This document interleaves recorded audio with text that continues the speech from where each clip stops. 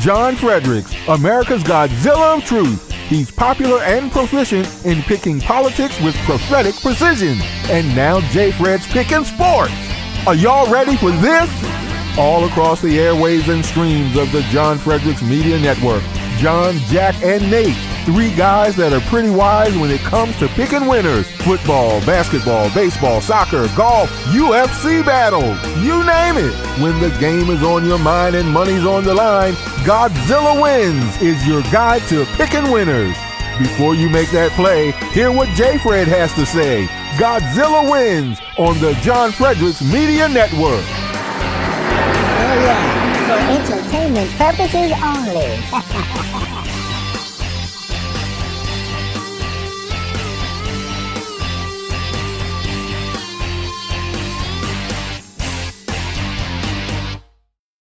Good morning, everyone, and welcome to the Godzilla Wins Saturday Picks Show. I'm your host, Jack Fredericks, alongside my father, the Godzilla of Truth, John Fredericks, our senior editor, Nate Perrier for GodzillaWins.com, and senior writer on all things sports, everything from college football to college basketball to the NFL to Major League Baseball and hockey. The guy does it all, Dan Angel.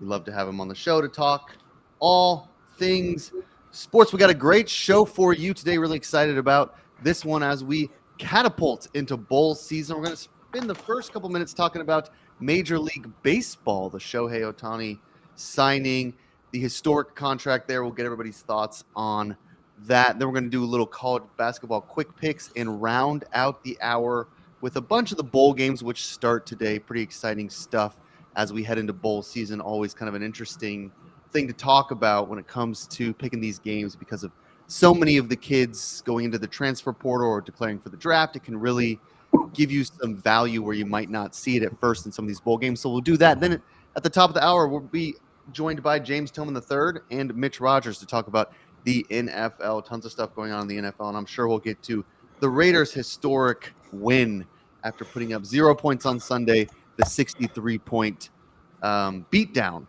on Thursday night. I'm sure we'll get to that as well. GodzillaWins.com and all its subsidiaries are for entertainment purposes only. If you have a gambling problem, please call 1-800-GAMBLER. That's 1-800-426-2537 in Colorado, Illinois, Indiana, Louisiana, Maryland, Michigan, Nebraska, Ohio, Pennsylvania, Tennessee, Virginia, West Virginia, and Wyoming.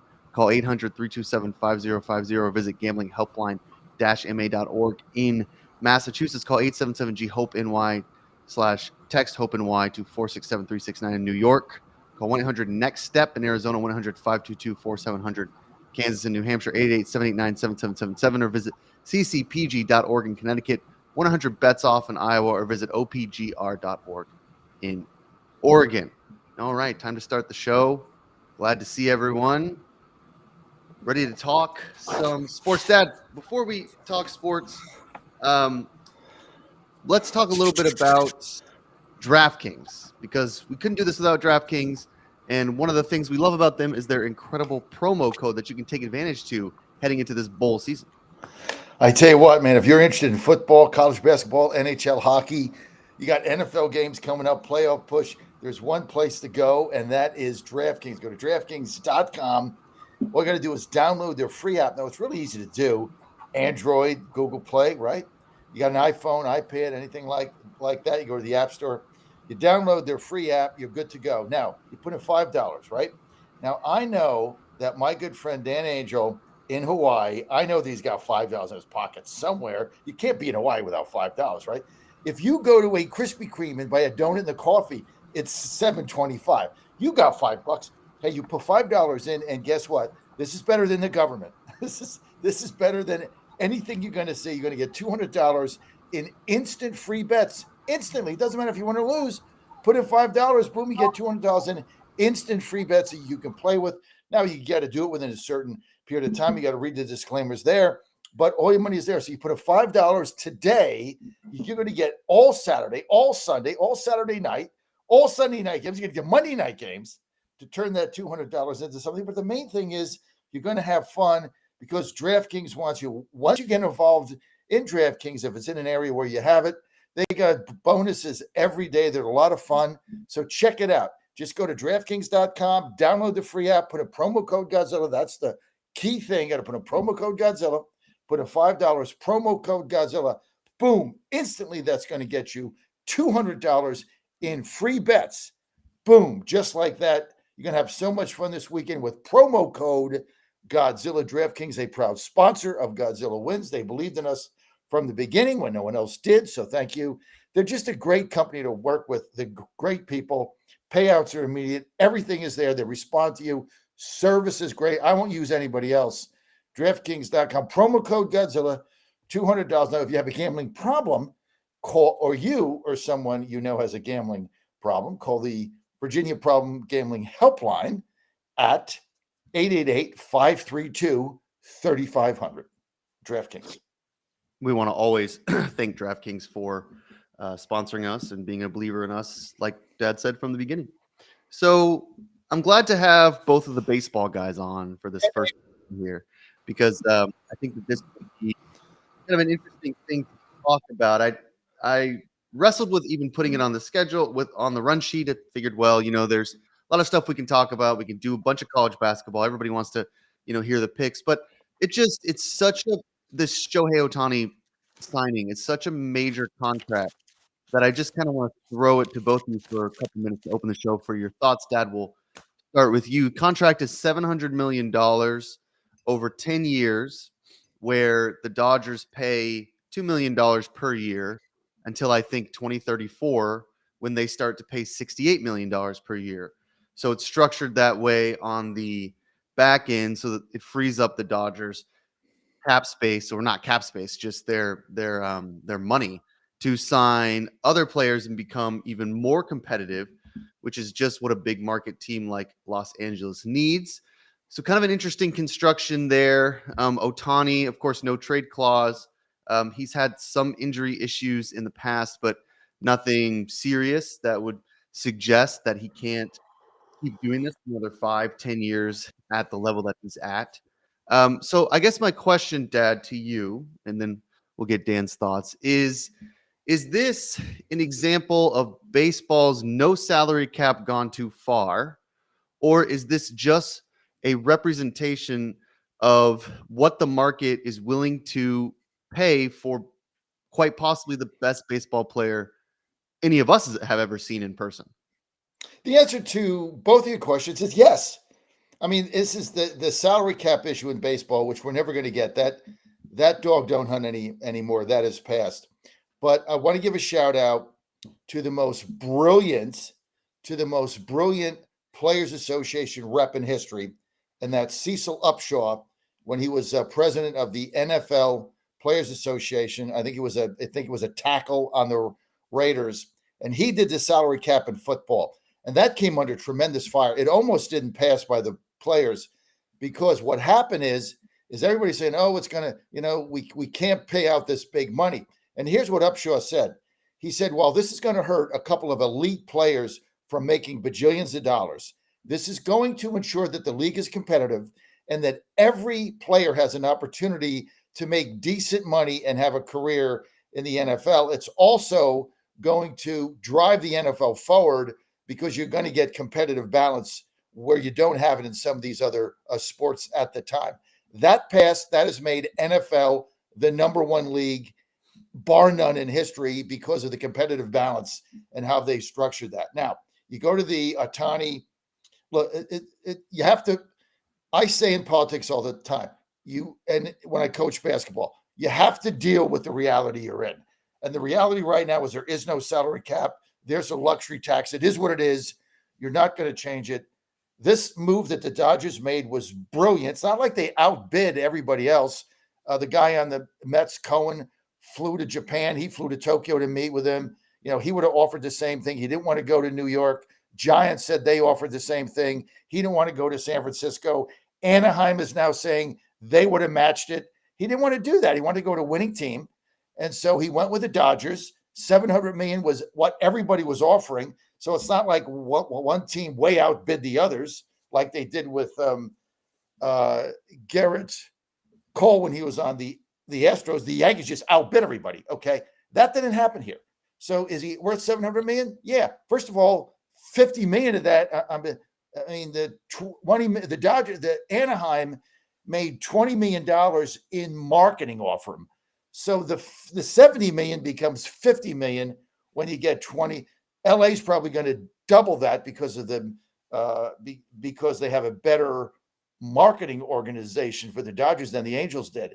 And then what Ohtani did is he makes about $50 million on endorsements annually. So he doesn't need this money. So he restructures it. So he's going to get paid for the next, 3 decades or something. And he gave the Dodgers an opportunity to get more players like Tyler Gaskell yesterday in order to win. And he wants to play for a championship team. So it was brilliantly done. I mean, it's capitalism at its apex. Having said that, this is ultimately going to destroy the game. What's going on here can't continue because you just can't have the best, bigger market teams buying up all the players. The argument against that is look at Arizona, look at the Astros, look at some of the other teams, look at this season, the Twins, the Orioles. They were able to win without spending that kind of money. And the teams that do spend the money have a history of not winning. San Diego Padres, for instance. So that's a kind of a long-winded answer, but the Dodgers played this brilliantly. It's interesting. It's interesting to think about. Okay, obviously the Dodgers are World Series favorites, but I saw a statistic the other day that the 7th or 8th of the kind of top 10 highest paid players, something like that. Top 8 highest paid players on teams, only 1 or 2 of those made the playoffs, and that was Corey Seager of the Rangers, who makes a ton of money. The rest were, some of the guys on the Yankees, all the way from, Giancarlo Stanton upwards, and some of these guys on the Padres and stuff like that. So it's hard to know exactly where that logic might come for, but everybody wants Ohtani, at least if just for the marketing, if not the incredible baseball skills. Dan, you got any thoughts on this? I mean, it's kind of similar to like the contract that everybody dumps on every year, the Mets with Bobby Bonilla 20 years ago. Like the reason that happened was because the Mets were trying to add to their push for a pennant and a shot at a World Series. They used that money that they weren't paying Bonilla to sign Mike Hampton. And then when Mike Hampton signed with Colorado that offseason, they then turned the 2 draft picks into David Wright. So the Mets made out brilliantly in that deal, and everyone dumps on them because, they're paying Bobby Bonilla $1 million every year, and he hasn't played for the team in 15 years. Like, there's not a Mets fan alive who wouldn't take that deal. And the Dodgers are doing the same thing. Like, they're kicking the can down the road on the money that they're paying Ohtani in order to, as John said, build a stronger team now and try and win that title. Because let's be honest, Los Angeles, I mean, yes, they won in 2020 in the COVID year, but that really doesn't feel like it was a real title.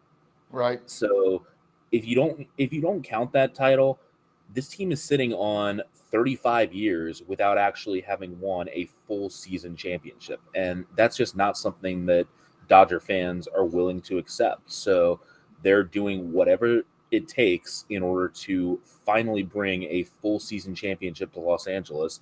And I commend them for it. I mean, that's the system that we're in. So why not go for it?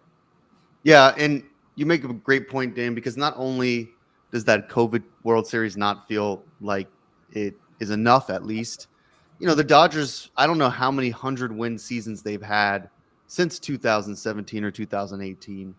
I mean, they are the odds-on favorite to win the World Series or come out of the National League almost every year. Mm-hmm. And because baseball is a funny sport, they really can't break through. And so you're stuck in this position where it's like, it's not like they don't spend money. I mean, they have Mookie Betts. I mean, these guys have a loaded roster already. They're willing to spend money, but you go out and get the most dynamic player. As far as the contract goes, you're right about the Bonilla thing. I think people who aren't Mets fans make fun of that all the time because it's funny because it's Bobby Bonilla. I'm not sure anyone's going to be poking fun at the Dodgers for having Ohtani on their payroll in like 2045. And the marketing alone probably pays for a lot of that down the road. I mean, they figure, okay, it puts us in a position where maybe we're competitive for another 5 years for a World Series, which for the Dodgers, okay, now if you factor in that math, now it's like 10 to 12 years where every year they are like have a legitimate opportunity to win a World Series, which is what you want as an organization. 2, they have the money to spend, and 3, the amount of tickets that like I heard the debut tickets are going for like $900 Yeah. just up on the top row for his debut in a Dodgers jersey in LA. So I mean, it's just a marketing windfall. They're going to make so much money. They know this, and they know this is an investment that appreciates even more probably than Mike Trout or Albert Pujols. You know, Pujols had that major deal with Anaheim. Right. They never won a World Series either, but they were competitive forever, and they had the best player in baseball for the longest time in a huge contract. And Pujols had a lot of injury issues. Ohtani does too, but I don't think in the same way. And Oh, he's a marketing machine in and of itself. I mean, as bad as especially the because he's Anaheim, international. well, as bad as the Anaheim whole organization is, what they're doing there, and how bad it's been for so long.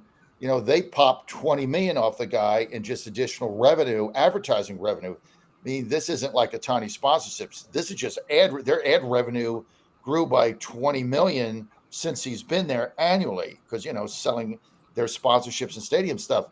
So you figure if they got 20 million, you have to figure the Dodgers, bigger franchise, bigger name, bigger everything, probably going to double that. Or even if you say they get 30 million, you're paying 70, you get 30, net 40, and then it's deferred. So actually the Dodgers are making a profit on the deal the first 10 years. I mean, this was really a brilliantly if you believe in capitalism, it was a brilliantly structured move. But you got to hand it to Ohtani for saying, hey, you know what? I'll get the money down the road. I got plenty of money now. I want to play for a champion. I need players. That's going to be very interesting. The Dodgers are going to be under a lot of pressure to win now, and they got to get beyond the first round in the playoffs. And for the people like me, I mean, you asked the question, are you pissed? No, because if the Astros made that deal, I'd be ecstatic. So we didn't do it.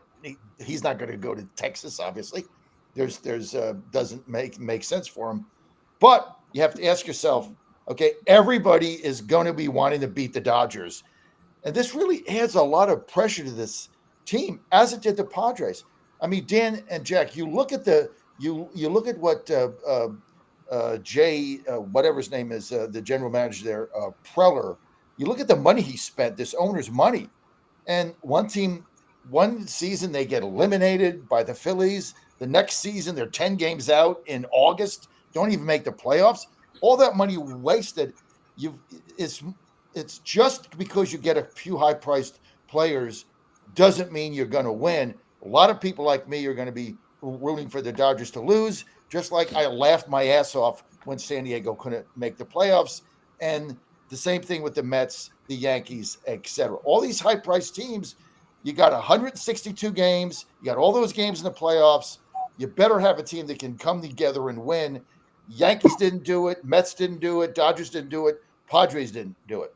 Atlanta didn't do it. So we'll see. Yeah, I mean, I wouldn't call Atlanta like a crazy spending team. They've always been fairly cheap at times. I think it's a little unfair to lump the Dodgers in with some of those other teams. The Yankees are boom and bust. One year they win 100 games, the next year they don't. That's just kind of how the franchise is. We know the Mets had no culture or chemistry in that building. They don't have a good sort of organization from top to bottom. The Dodgers have been winning forever. I expect the Dodgers to win a bunch of games, and that's just what they've been doing, and to continue dominating that division in the National League in general. I think that they're going to be really incredible with Ohtani, and it's going to be a lot of fun to watch. But you're right. I mean, this is what the market sort of demanded. He had options everywhere. I mean, anyone was willing to pay this because people recognized that this might be the greatest baseball player we've ever seen, maybe since Babe Ruth. So you're willing to pay him whatever. And the Giants came out and said the same thing. Hey, we wanted to give him that contract. He wanted to go to Los Angeles. He wanted to stay in the LA area. And you got to respect a guy who wants to do that and who wants to win. That's the one thing with Ohtani. I mean, it's got to be frustrating in Anaheim all those years of just not winning. I mean, being what is basically the most historic baseball player we've ever seen, and they can't get in the playoffs. They can't get past the Astros. They can't get past the Rangers, two teams in that division who have now won World Series while he's been in Anaheim. So you got to feel bad for the They Anaheim. couldn't even get in the wild card. I mean, Yeah. you got 2 wild card teams. And You've got the best players. How much of an indictment? You can't even get in a hunt for the Yeah. wild card. That's Go ahead. I was out. Go ahead, Dan. Like, how much of an indictment is that on the Angels? How they have wasted Ohtani and Mike Really bad. Trout, Wow. two guys who are basically automatically in the conversation of the MVP, which honestly I don't think they should be. Not because they're not great players, but because my stance is if your team can't win at least 81 games, how valuable were you? Because in the words of I think an old Mets official, we finished last with you, we can finish last without you.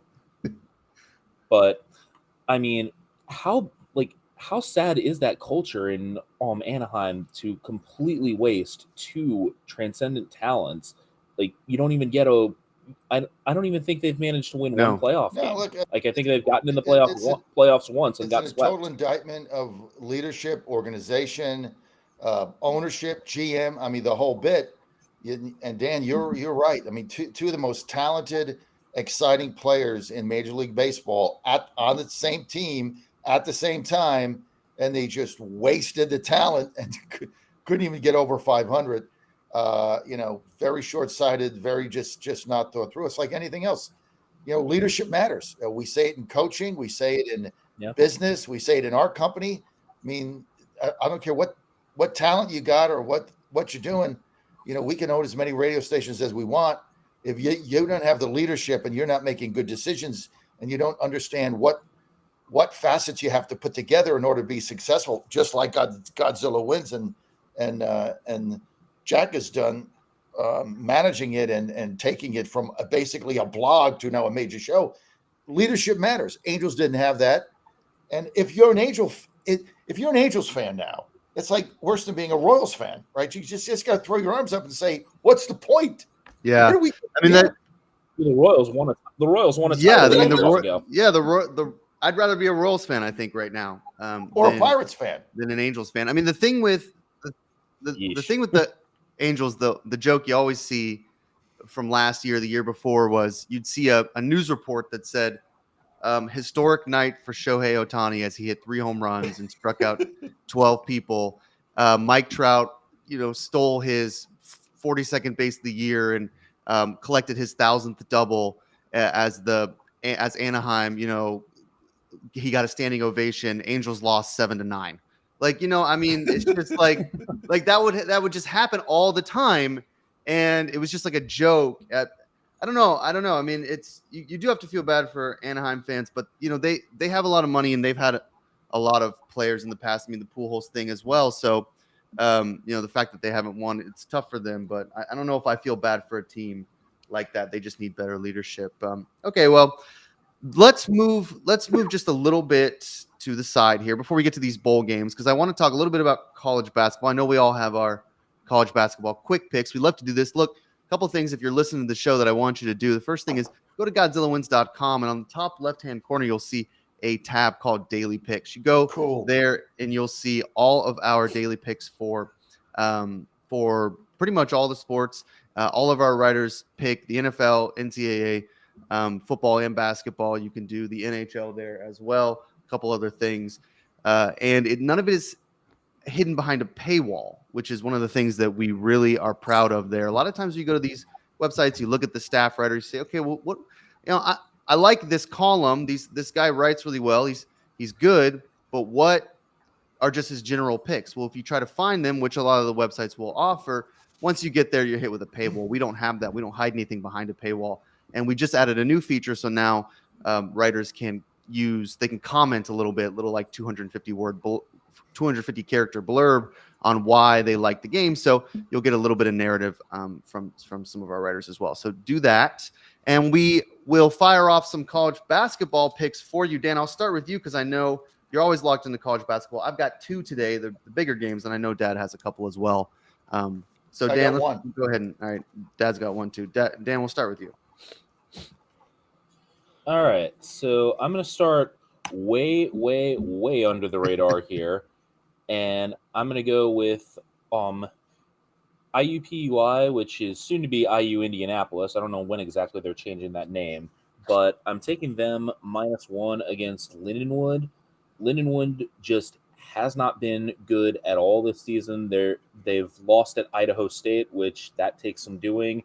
And one of the biggest weaknesses this Lions team has is they send guys to the line way too often. I think opponents are shooting the sixth most free throws of anyone against them. So I think the Jaguars playing at home, giving only a point, that should be a pretty solid play.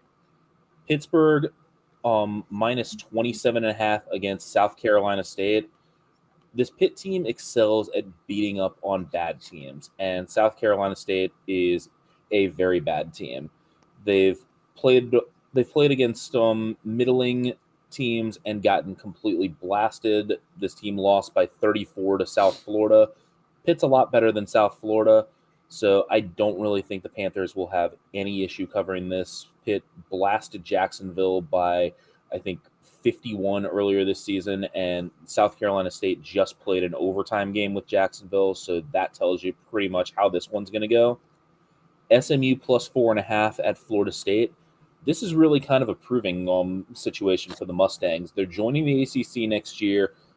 Statistically, they're a better team than the Seminoles, but they're getting no respect going into Tallahassee. I think they're actually going to win this game outright, and I think the 4.5 points are a gift.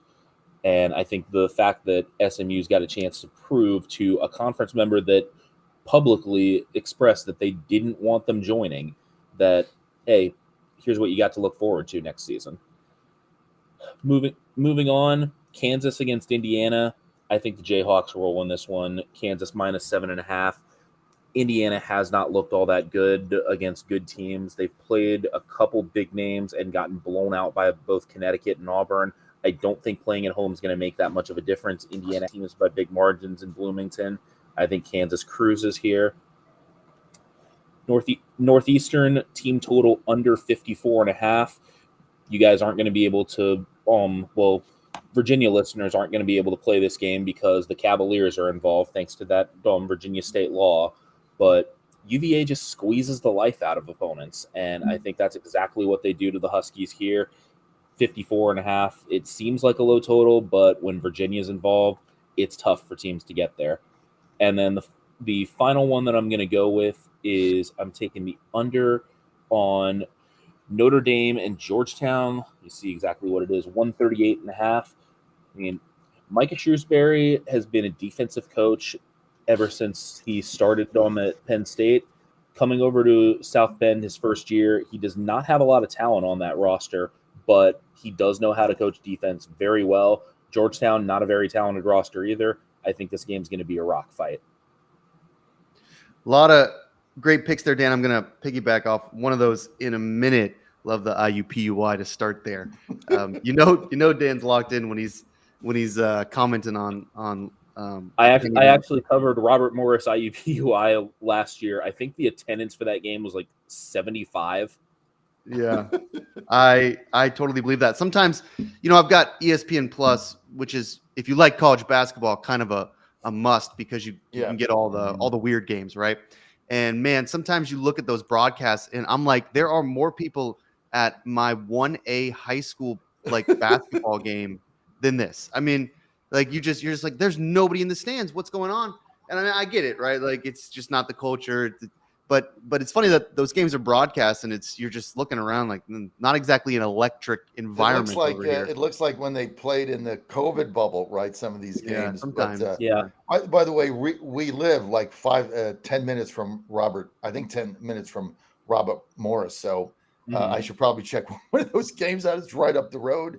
And in the condos we have a bunch of professors here from there and some students. So it's a pretty good school. What I've heard, don't know much about it. Got to read you this comment from Jimmy Starr in Indianapolis. He says, "Damn, your buddy Dan is going deep into the weeds on IUPUI. So he's Yeah. pretty excited about that. I got one, guys, I know we're behind. I got one play today. I like Hofstra minus 9.5 over Norfolk State. Obviously, I lived in Chesapeake, Virginia Beach for a long time, so we saw a lot of Norfolk State games. They just got beat by Stony Brook on Wednesday. Hofstra's lost 2 in a row on the road. St. Louis and Duke, these are really good basketball teams. They were just outclassed, but now they come home and they shoot the ball. They run my kind of offense. This is why.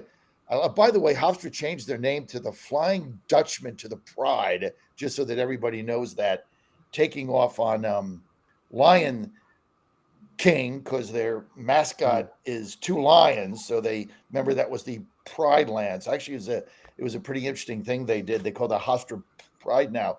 They come home. They are 3-ball gurus. There's a great shooting team. They're ranked 24th in the nation in total off the 3-ball, 38th in the nation on percentage of tray shots. Norfolk State is ranked 359th. I don't even know there were 359 colleges playing basketball. That's got to be the bottom in 362. defending. What? 362 colleges.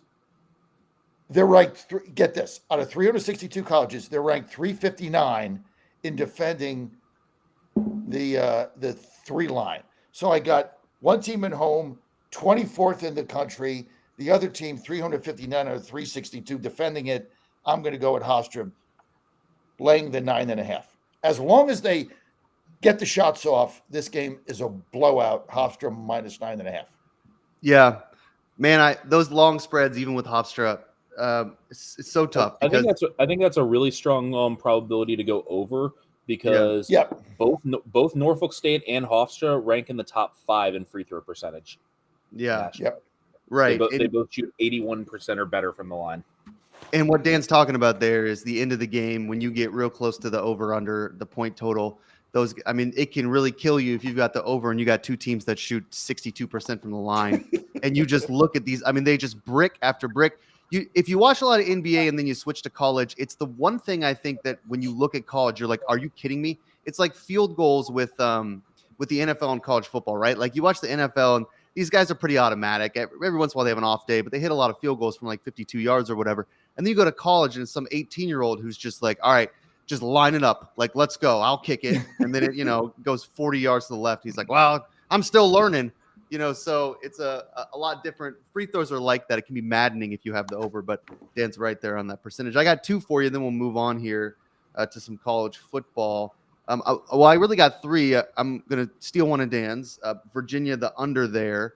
That's a big one for me. They're 6-1 in their last 7 games. The under is. This team, you can't set a low enough under for them not to hit it. Like, they don't want to score, and they're not going to let their opponent score. The under is like 127.5.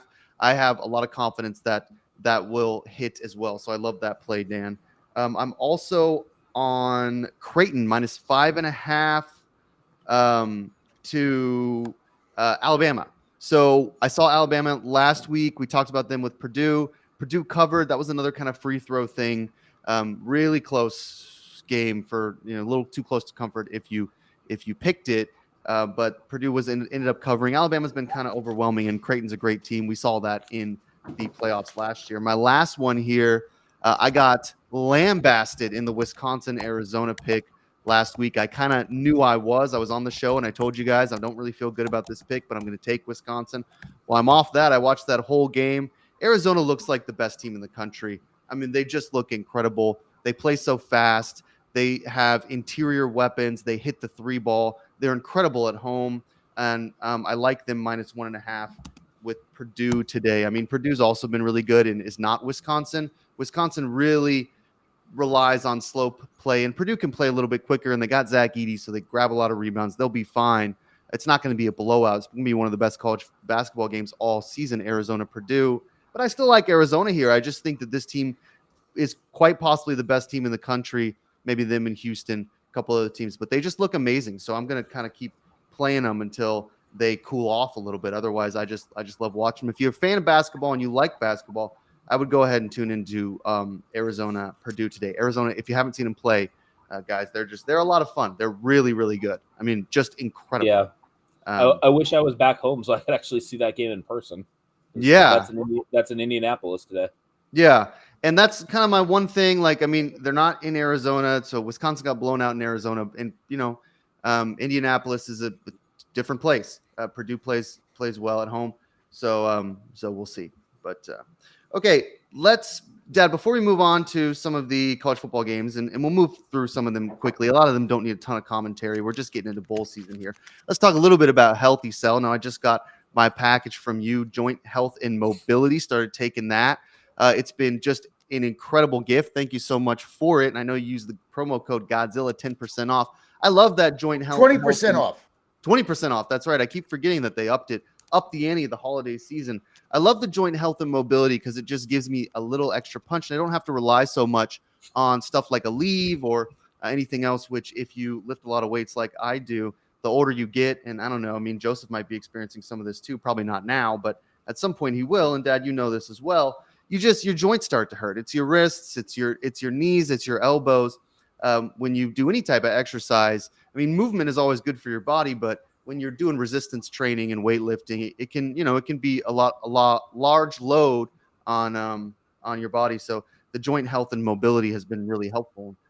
Thank you for that gift there. Been really great. So I want to encourage everybody, go to healthycell.com, put in that promo code Godzilla, get 20% off your needs. They're all natural supplements, I believe, Dad, that it's all natural. And just a really nice alternative from, at least for the Joint Health and Mobility, and they have all sorts of stuff, but it's a great alternative from the Tylenol and the Aleve and all the stuff that, it works, but you feel uncomfortable while putting it in your body every single day. With something like Joint Health and Mobility, it's actually, if you've never seen it, it looks like the kind of stuff that runners take as they hit like mile 6 and they pull out that stuff that's mostly just sugar. It's a lot like that. So we want to encourage everybody, get to healthycell.com, and you'll hear from Dad a little bit later about how he uses Healthy Cell to help himself sleep. Okay, we'll move on to the college football games here, the bowl games.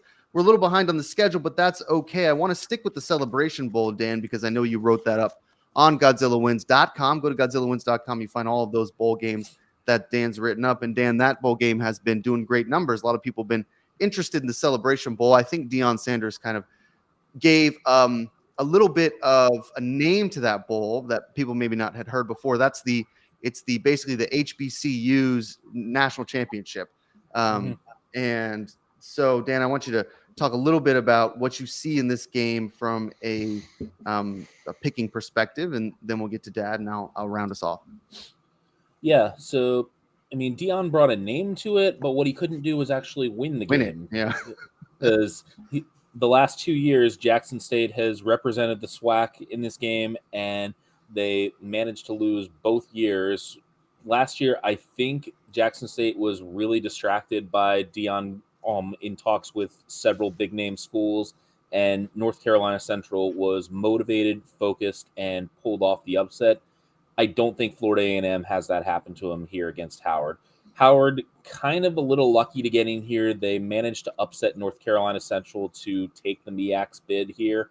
And Florida A&M has stepped into the void that Jackson State left and has just dominated the SWAC all season. And I think this is the Rattlers' time. They should have gone in 2019.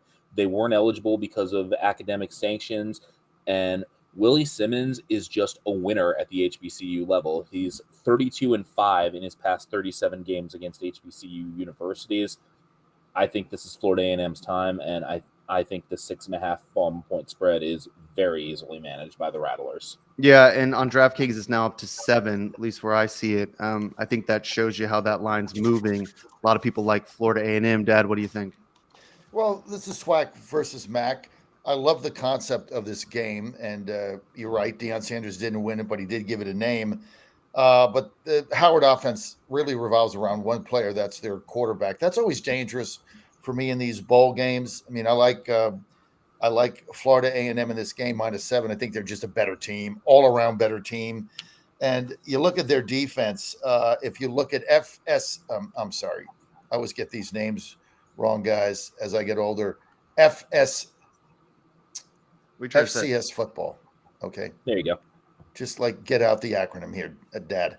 FCS football. Number 2 in total defense, number 2 in scoring, number 5 versus run, number 11 versus pass. This team has got a legit defense. Couple with the fact they score. So the other thing I don't like about the Howard situation is they haven't played a game since November 18th, Dan. So that's what's today, December 16th. You know, you go a month without playing a football game. Oh, they're rested. No, they're rusty. I think Florida A&M gets off to a very fast start here, and I really don't see how Howard stays in this game. I think we're all in agreement on the Florida A&M pick here. They're -7. I'll take that as well. They've just been dominating. The upset, like Dan said, that happened last year, that just doesn't happen as much in these games as it has with Jackson State, and that has to do with the focus issue. Last year, Dion was really distracted, I think, and going into these games, that can be very difficult. A lot of fun. It's hosted in Atlanta. Really, these two conferences have a lot of pride, and this game's always a lot of fun. So I'm glad that it gets more attention now, because living in Mississippi, where there are probably more HBCUs here than anywhere else in the country. I don't know if that's completely correct, but I'm pretty certain that if we don't have the most, it's either that or Alabama. Yeah, we're definitely right there. So living in a state where there are so many HBCUs, the football in these schools is incredible. I mean, the history, the culture has always been that way for many years. So it's always fun to see them get a little national attention. Should be a lot of fun. Should kick off here pretty soon. Let's move on to the next bowl game, which is the Miami of Ohio, the Cure Bowl. That's right, Miami of Ohio versus App State. Dan, we'll start with you. I got a little pick here as well, and then we'll move on to Dad. So what do you see in this Miami of Ohio Cure Bowl matchup with App State? I mean, if Miami's going to have a chance, it has to win this game with defense. The Red Hawks really haven't been a strong offensive team in a while. You look at their scores, and most of them have been Miami gets into the 20s, and their defense gives up 14 or less, which really isn't the way App State plays. So it's really a contrast of styles here. I think that Miami's defense is going to be good enough to carry the day here. So I'm looking toward the under in this one. Yeah, I'm going to hop on that as well, Dad. Then we'll get to you. I love the under in this game for a couple of reasons. One, just like Dan said, so Miami of Ohio lost their quarterback like in October. And they really had they're using like a third string quarterback, and they basically had to change their offense, game management, clock management, play slow, and rely on what is an incredible defense. When the quarterback went down, everybody thought, okay, Miami of Ohio and the MAC, they're pretty much done. Not the case. They've been really strong. And because App State plays fast and likes to score, it sort of juiced up the over-under a little bit. It's rare to see an over-under in college dip more like down to like 39 or 38, unless it's Rutgers or Iowa, of course, like we've talked about. But this one at 41.5, I like the under too. I kind of like Miami of Ohio in this game, just in general, even with the 6.5 point spread. But it's kind of like, I don't think App State's going to score 41.5 points. Miami wants to use their defense, and I don't trust Miami's offense to really run with App State. So maybe App State, blows them out, but you could still keep the under in that scenario as well. Hard to know what's going to happen in this game, but I like the under too. Dad, what do you think? I got two best bets in the ball games. This is one of them. I love Miami of Ohio. That defense, that run, they're going to run the football. They're going to control the clock. Good defense beats good offense in college football every day of the week. You've seen that with Michigan. You saw with Alabama beating Georgia. This team, this Red Hawks team, man, good luck moving the ball against them. They're very good. Nobody expected them to do anything. Then their second string, their first string quarterback goes down. Then their second string quarterback, I think his name was AVL. I always get trouble with names, Avion or AVL or something. Avion Smith. He pulls off the win, and then he immediately goes in the transfer portal. Buy out. I'm going to get a better deal, better NIL deal somewhere else. I don't want to go to the bowl game. So he goes. So they're starting a redshirt freshman at quarterback. So on paper, App State, big offense, scores a lot. Third string quarterback, but you got to be able to score on this team.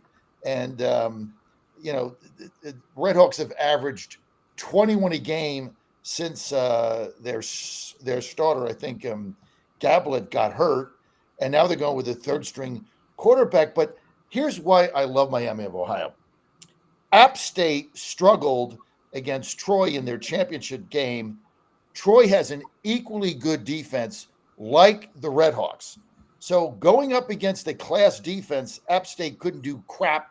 They got beat in the Sun Belt. I'm getting 6.5. This is the other thing. Their App State's defense, 124th against the run. What are the Redhawks going to do? They're going to run the football. They're going to control with defense. I think they win this whole game. I love Miami, Ohio, plus 6.5. Plus, in the Cure Bowl, the last, 5 or 6 or 7 games, they're all close. They're all like one-score games. This thing is going to be tight. I like Miami of Ohio, plus 6.5. One of my 2 best bets in college football on the day. And you can see it when I put it up on Daily Picks, which is a great feature, which, by the way, and Mom loves that feature. Just a good sign. Very good sign. Go to Daily And Picks. totally free, no paywall. One of the things, Dad, one of the reasons you're locked into these games all the time, and I can tell right now you've done a lot of research, is because you drink Beard Vet coffee, which really gets you up in the morning. Damn every right. single day. All the Fredericks family, that's what we do. I'm going to go get some now. He's going to go get some Beard Vet coffee while I talk about the incredible products at Beard Vet. Hey, look, Christmas time's coming up. Nothing makes a better stocking stuffer than a little Beard Vet coffee. Look, some K-Cups or some whole beans. They'll do it all. I like to get the whole beans. I'll grind them up right there, put them in the coffee machine, and really just have an incredible morning. Dad likes the K-Cups. They got the ground coffee as well. They got all your beard tinctures. I know if you can see me here on live, I've got a beard here that needs somewhat taken care of, although it's often a little unkempt. Maybe I should keep it up a little bit more with some Beard Vet beard tinctures. Look, you go to beardvet.com. That's beardvet.com. You put in the promo code Godzilla, gets 10% off, basically knocks off the shipping and a little bit more than that. Really, really fair prices for some incredible products, incredible coffee. And logistically, this company cannot be beat. They absolutely crush it. They'll get you your coffee quickly. That's one of the things I love about them. When I'm shopping for coffee online, I don't want to have to wait a week or two to get my coffee. I want it to show up in the next 2 or 3 days. I'm not thinking about buying coffee if I don't need it. And so I like it to get here quickly. We love Beard Vet. Shout out to Kenny and Sean for all the great work they do and for supporting us for so many, coming up on a year here pretty soon. So they've been a great support. So if you like the show and you support the show, buy some Beard Vet coffee and show our advertisers how much you enjoy their products as well. All right, Dan, we got about 12 minutes. We're going to move on to some of these bowl games. I do definitely want to get to the Cal game. We know that that's just going to be a huge game for the whole country. Let's do the New Mexico Bowl, Fresno versus New Mexico State. I got a little pick here as well. Start with you. What do you like in the New Mexico Bowl? I got to lean toward Fresno State here. I mean, is there a worse team in the country that has ever won 10 games than New Mexico State? I mean, this has to be the only time in the history of the world a 10-win, in part because of scheduling, because who would ever schedule both of these teams in the same season? But this has to be the only time of a 10-win team that lost to both Massachusetts and Hawaii. Like, I don't understand how that's even possible. I've seen New Mexico State play. I was not impressed watching them lose to Hawaii, and yet they've just beaten up on bad teams all season. I think Fresno State is a good chunk better, and I think the Bulldogs end up winning this game outright.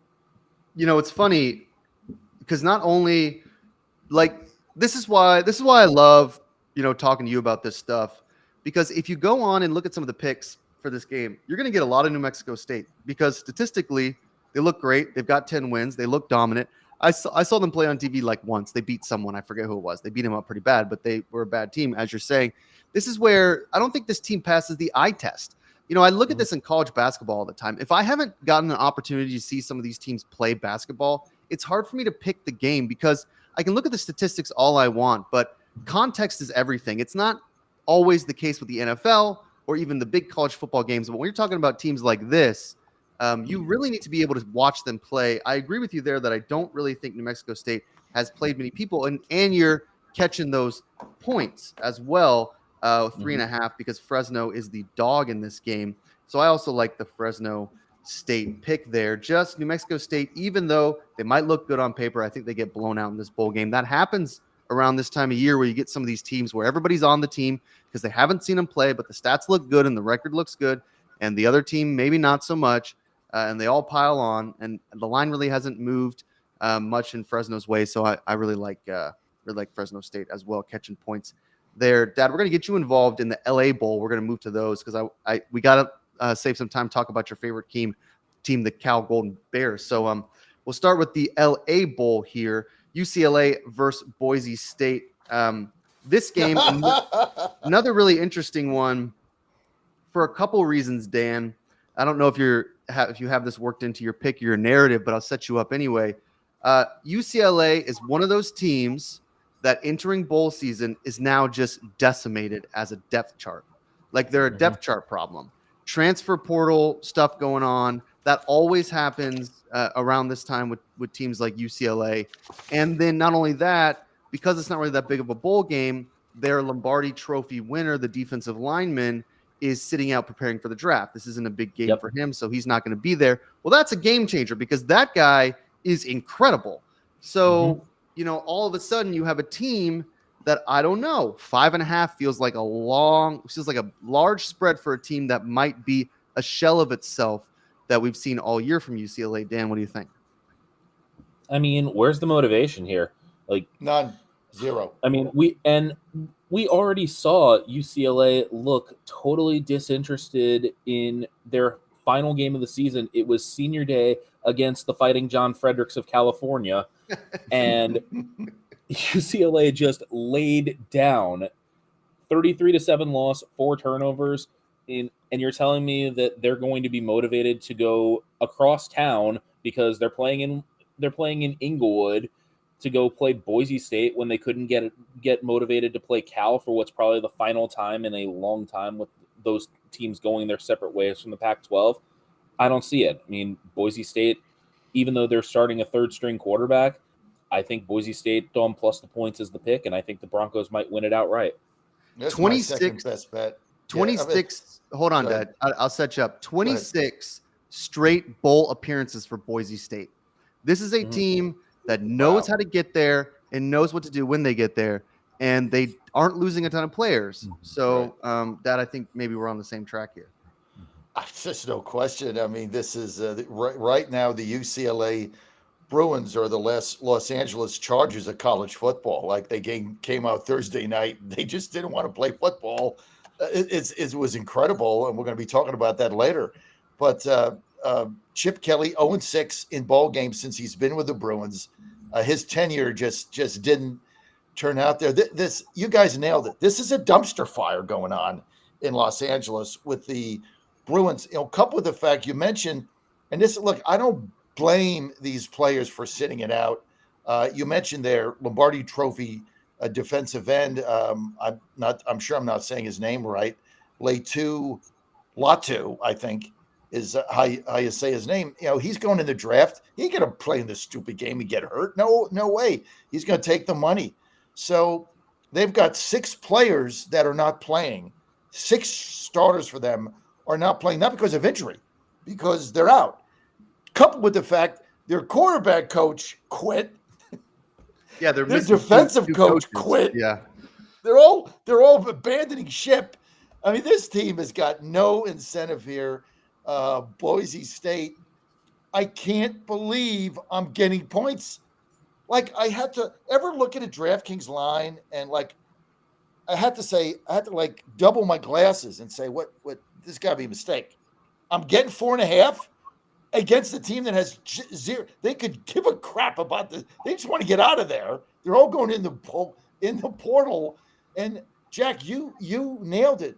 Boise State, what'd you say? 26 straight bowl games? I don't know how they do it, but they're set up to get in these games and win. And you're getting 4.5. I gotta go with this is my second best bet of the day. I love Boise State, and you're catching 4.5. Yeah, pound it. grab it while it stays at 5.5 or 4.5 because I think this is Don't going to look be a gift played horse down. in the mouth. Yeah, all of a sudden this will be +2 if you wait around. I That's think right. I think everybody probably is on the Boise State train, but this is the new reality. It's nothing to do with like UCLA's culture or Chip Kelly. Really, Right. it's just the new reality when you have the Right. transfer portal and you have a big team like a team in a Power 5 conference that just has an underwhelming season for whatever reason. These guys are not motivated to play in this bowl game. They'd rather transfer out, so they enter the portal now so that they can be recruited and have their pick of Which where they go. which why And the why doesn't NIL the money. NCAA Don't why doesn't forget, the guys. Hold on, NCAA make hold on. December Go ahead, why Dan. doesn't the NCAA make December a dead period for the transfer portal so we They can should. end this nonsense? They Like should. it Yeah. should be from the conference championships until the national championship game, dead period. Then you You're can right. enter the portal.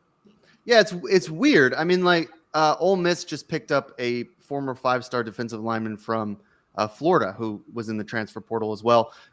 Brian Butcher was telling me that a bunch of like he's got a transfer portal update on the Georgia Bulldogs. I mean, that's a team who they missed the playoffs and they got everybody entering the transfer portal as they prepare for a Sugar Bowl game, which in my opinion might be better than some of these games in the college football playoff. But it's like, okay, so if you don't get to the college football playoff, you can't protect your season because all these guys just start transferring out. I mean, I understand that's where we're at, but you should just put a cap on it. Just say, look, January 2nd or January 5th or whatever, that you can enter the portal. There's no reason why these guys need to be in the portal in December.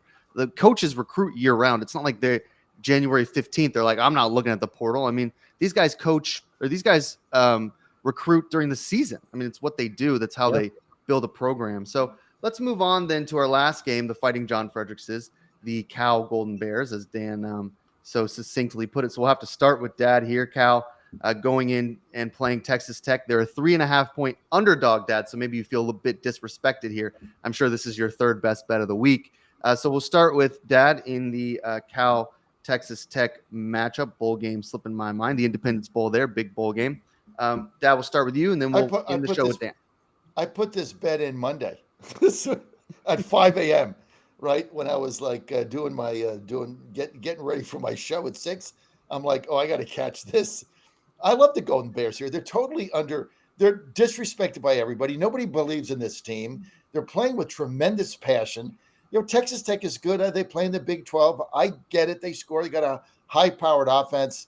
Everything is pointing to them.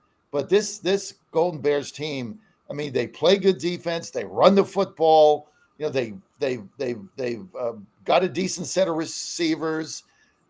They have some speed in the secondary. It's a very well-rounded football team, and they're playing here for something big. They're playing for respect. And the Pac-12 is dissipated. They don't even know where the hell they're going to be, but they're playing. The ACC. And where? They're going to be in the ACC. Right. They're going to the ACC. They're playing at Pitt next year, and I expect you to be at that game. I wouldn't miss that game forever. They're going to the ACC, so they got to travel. And I love what their coach said, right, when they were talking about traveling the ACC, and they have to go all the way out there. And he said it's a 6-hour plane ride. Big deal, right? Get on the plane, study your film on your computer, get off in Miami and play football. I love the attitude of this team. And so I love they're going to win this whole game. Texas Tech, smoke and mirrors. Hey, West Virginia beat them, right? Smoke and mirrors. I love the Golden Bears and 3.5. Yeah, you're such a weird guy.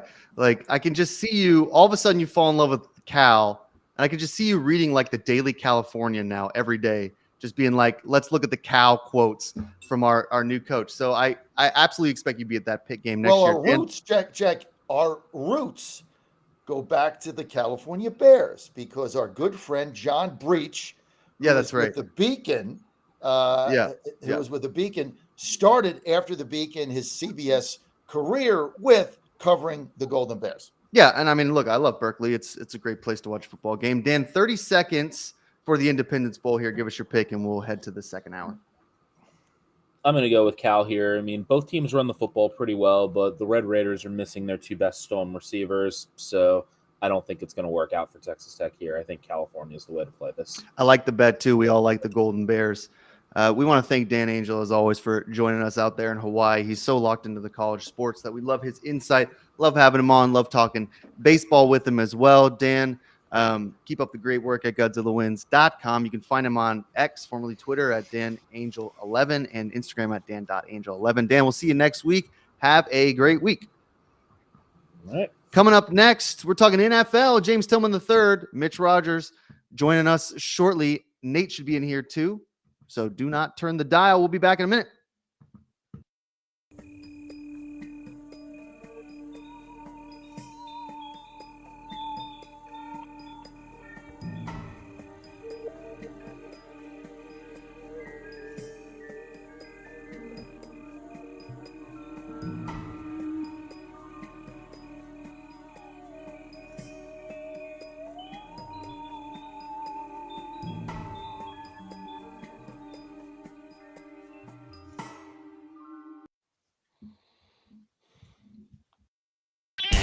You're listening to Godzilla Wins on the John Fredericks Media Network. For a deeper dive without the jive, visit the website of winners, GodzillaWins.com.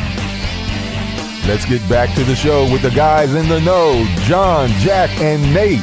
It's Godzilla Wins on the John Fredericks Media Network.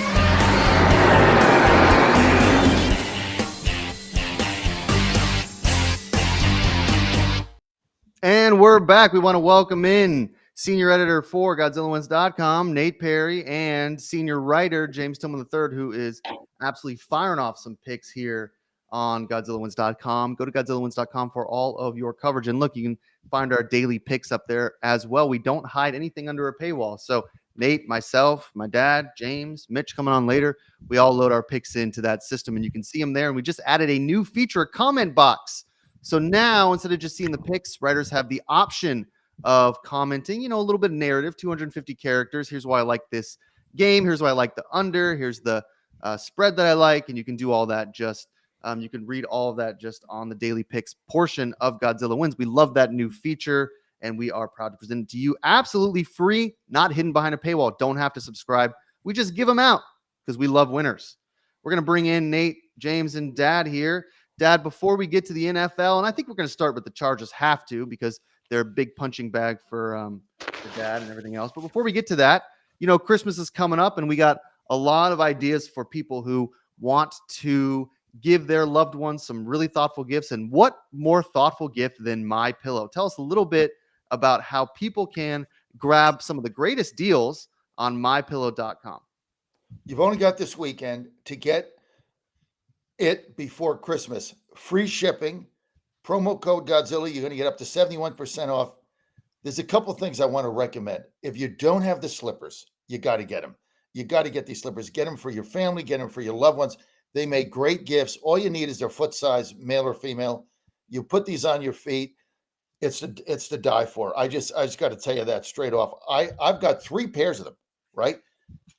Because sometimes you can't find them. I travel with them. But here's what Joe taught me. I finally did it, and he was right. Went to Atlanta last week, right?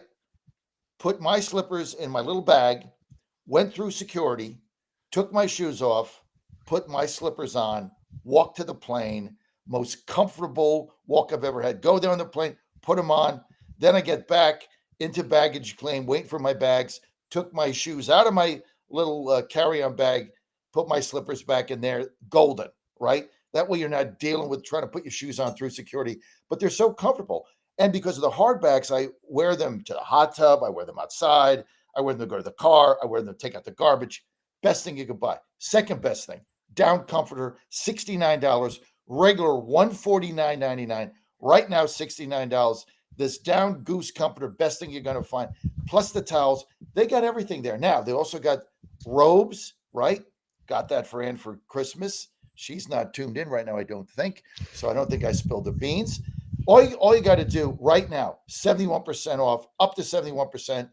Free shipping right now with promo code Godzilla. Go to MyPillow.com, promo code Godzilla. I'm sorry. I gave the wrong promo code for Godzilla Wins. Promo code The fun. promo code is fun. I'm sorry, guys.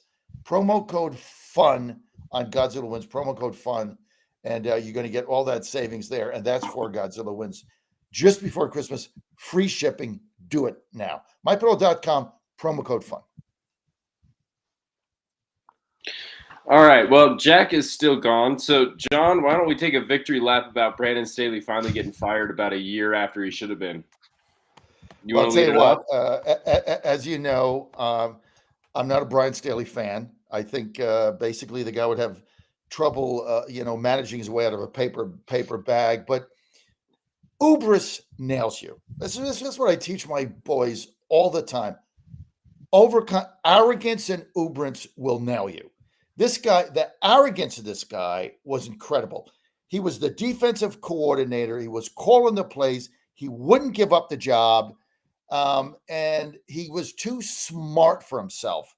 But the arrogance of this guy and the Ubris, I have this saying in our company. Ubris has to meet the outcome. If you've got the Ubris and it doesn't meet the outcome, I have no interest in having you with us. Okay? Ubris has got to meet the outcome. This guy's arrogance didn't meet the outcome. Now, he was a complete disaster there, 24-24, all that talent, everybody underperformed around him. And then he goes to Las Vegas and the team quit on him. They didn't want to play for him anymore. His defensive schemes, he goes there in a press conference after one of his defeats and they ask him about, your defenses were almost last in the NFL. You think it might be time, maybe get a defensive coordinator, try something different? And he says, my defensive schemes are fine. It's not that. Oh, so it's the execution. So now you're going to blame your players. What an asshat.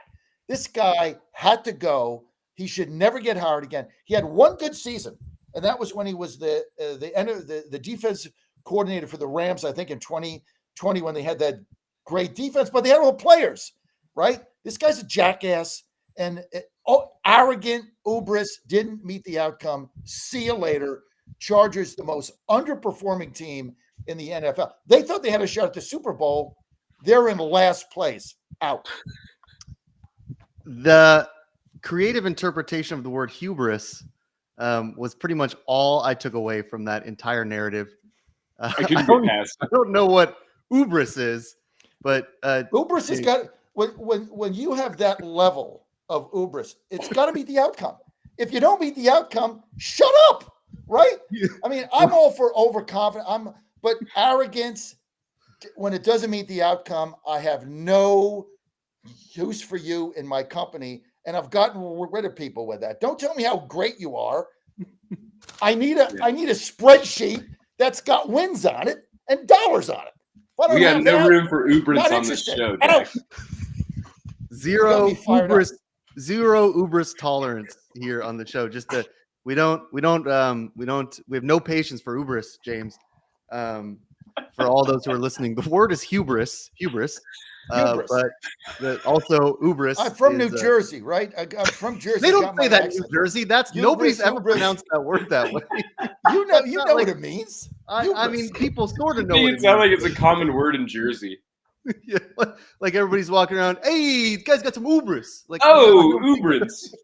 I don't think that's how it works. It's the same thing. Ubris. Yeah. It's like potato went potato, tomato went tomato.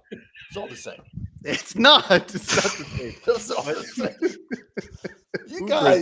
You guys get caught up on pronunciation. And by the way, when I said know earlier, you're not worried about pronunciation. When I said earlier, Cecil Upshaw was a submarine pitcher closer for the Atlanta Braves in the late 60s. Not the president Gene of the Upshaw. NFLPA. Yeah, that's right. Gene Upshaw. I get the names mixed up. Gene Upshaw was the president of the NFLPA who not Cecil Upshaw. Yeah, he was a closer for the deal. Braves. Dad called him Cecil Upshaw, and Dan put in the chat that Cecil Upshaw played baseball for the Braves in the 80s. In the 60s. In the 68, 69. It was in the 60s. Yeah. Your mind is just like I don't know if you've ever seen those things where you type in a bunch of words and it like you can do a word cloud so that the word that comes up the most in a document is the biggest, and then there's all these other words. That's just what your brain is just like a jumble of words that is just free associating at all times. So that's why we love to have you on the show. I'm going to be 66 in March. I mean, all I know is don't start calling this elder abuse when you can't pronounce the word Uber. I get 15% off at the Golden Corral. That's all I know. You guys don't get that. I do. Nobody needs 15% off at the Golden Corral. I mean, it's a buffet. What do you need? Like, you don't have to you don't have to get a discount to go to the buffet. Like, it's already discounted.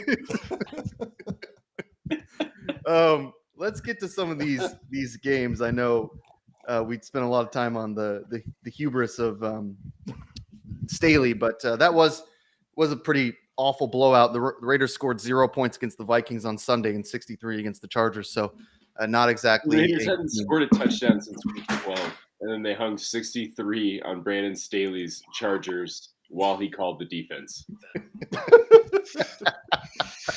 That's pretty bad.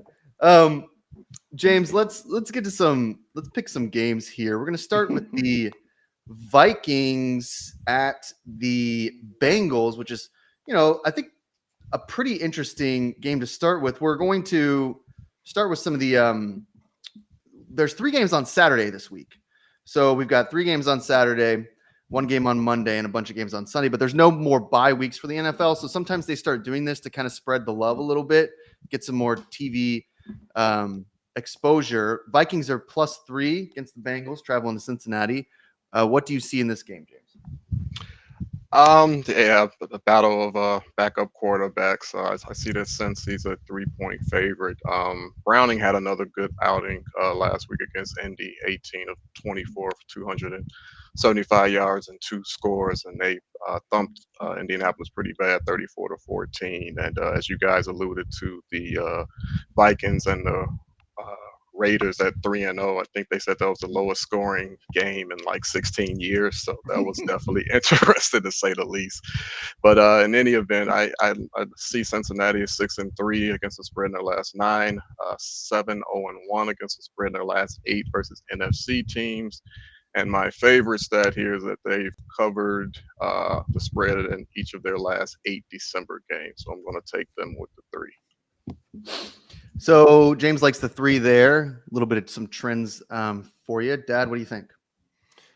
You got to go with the Bengals here, right? Look, they're just hot, right? And Browning, who knows? Who knows how good he is?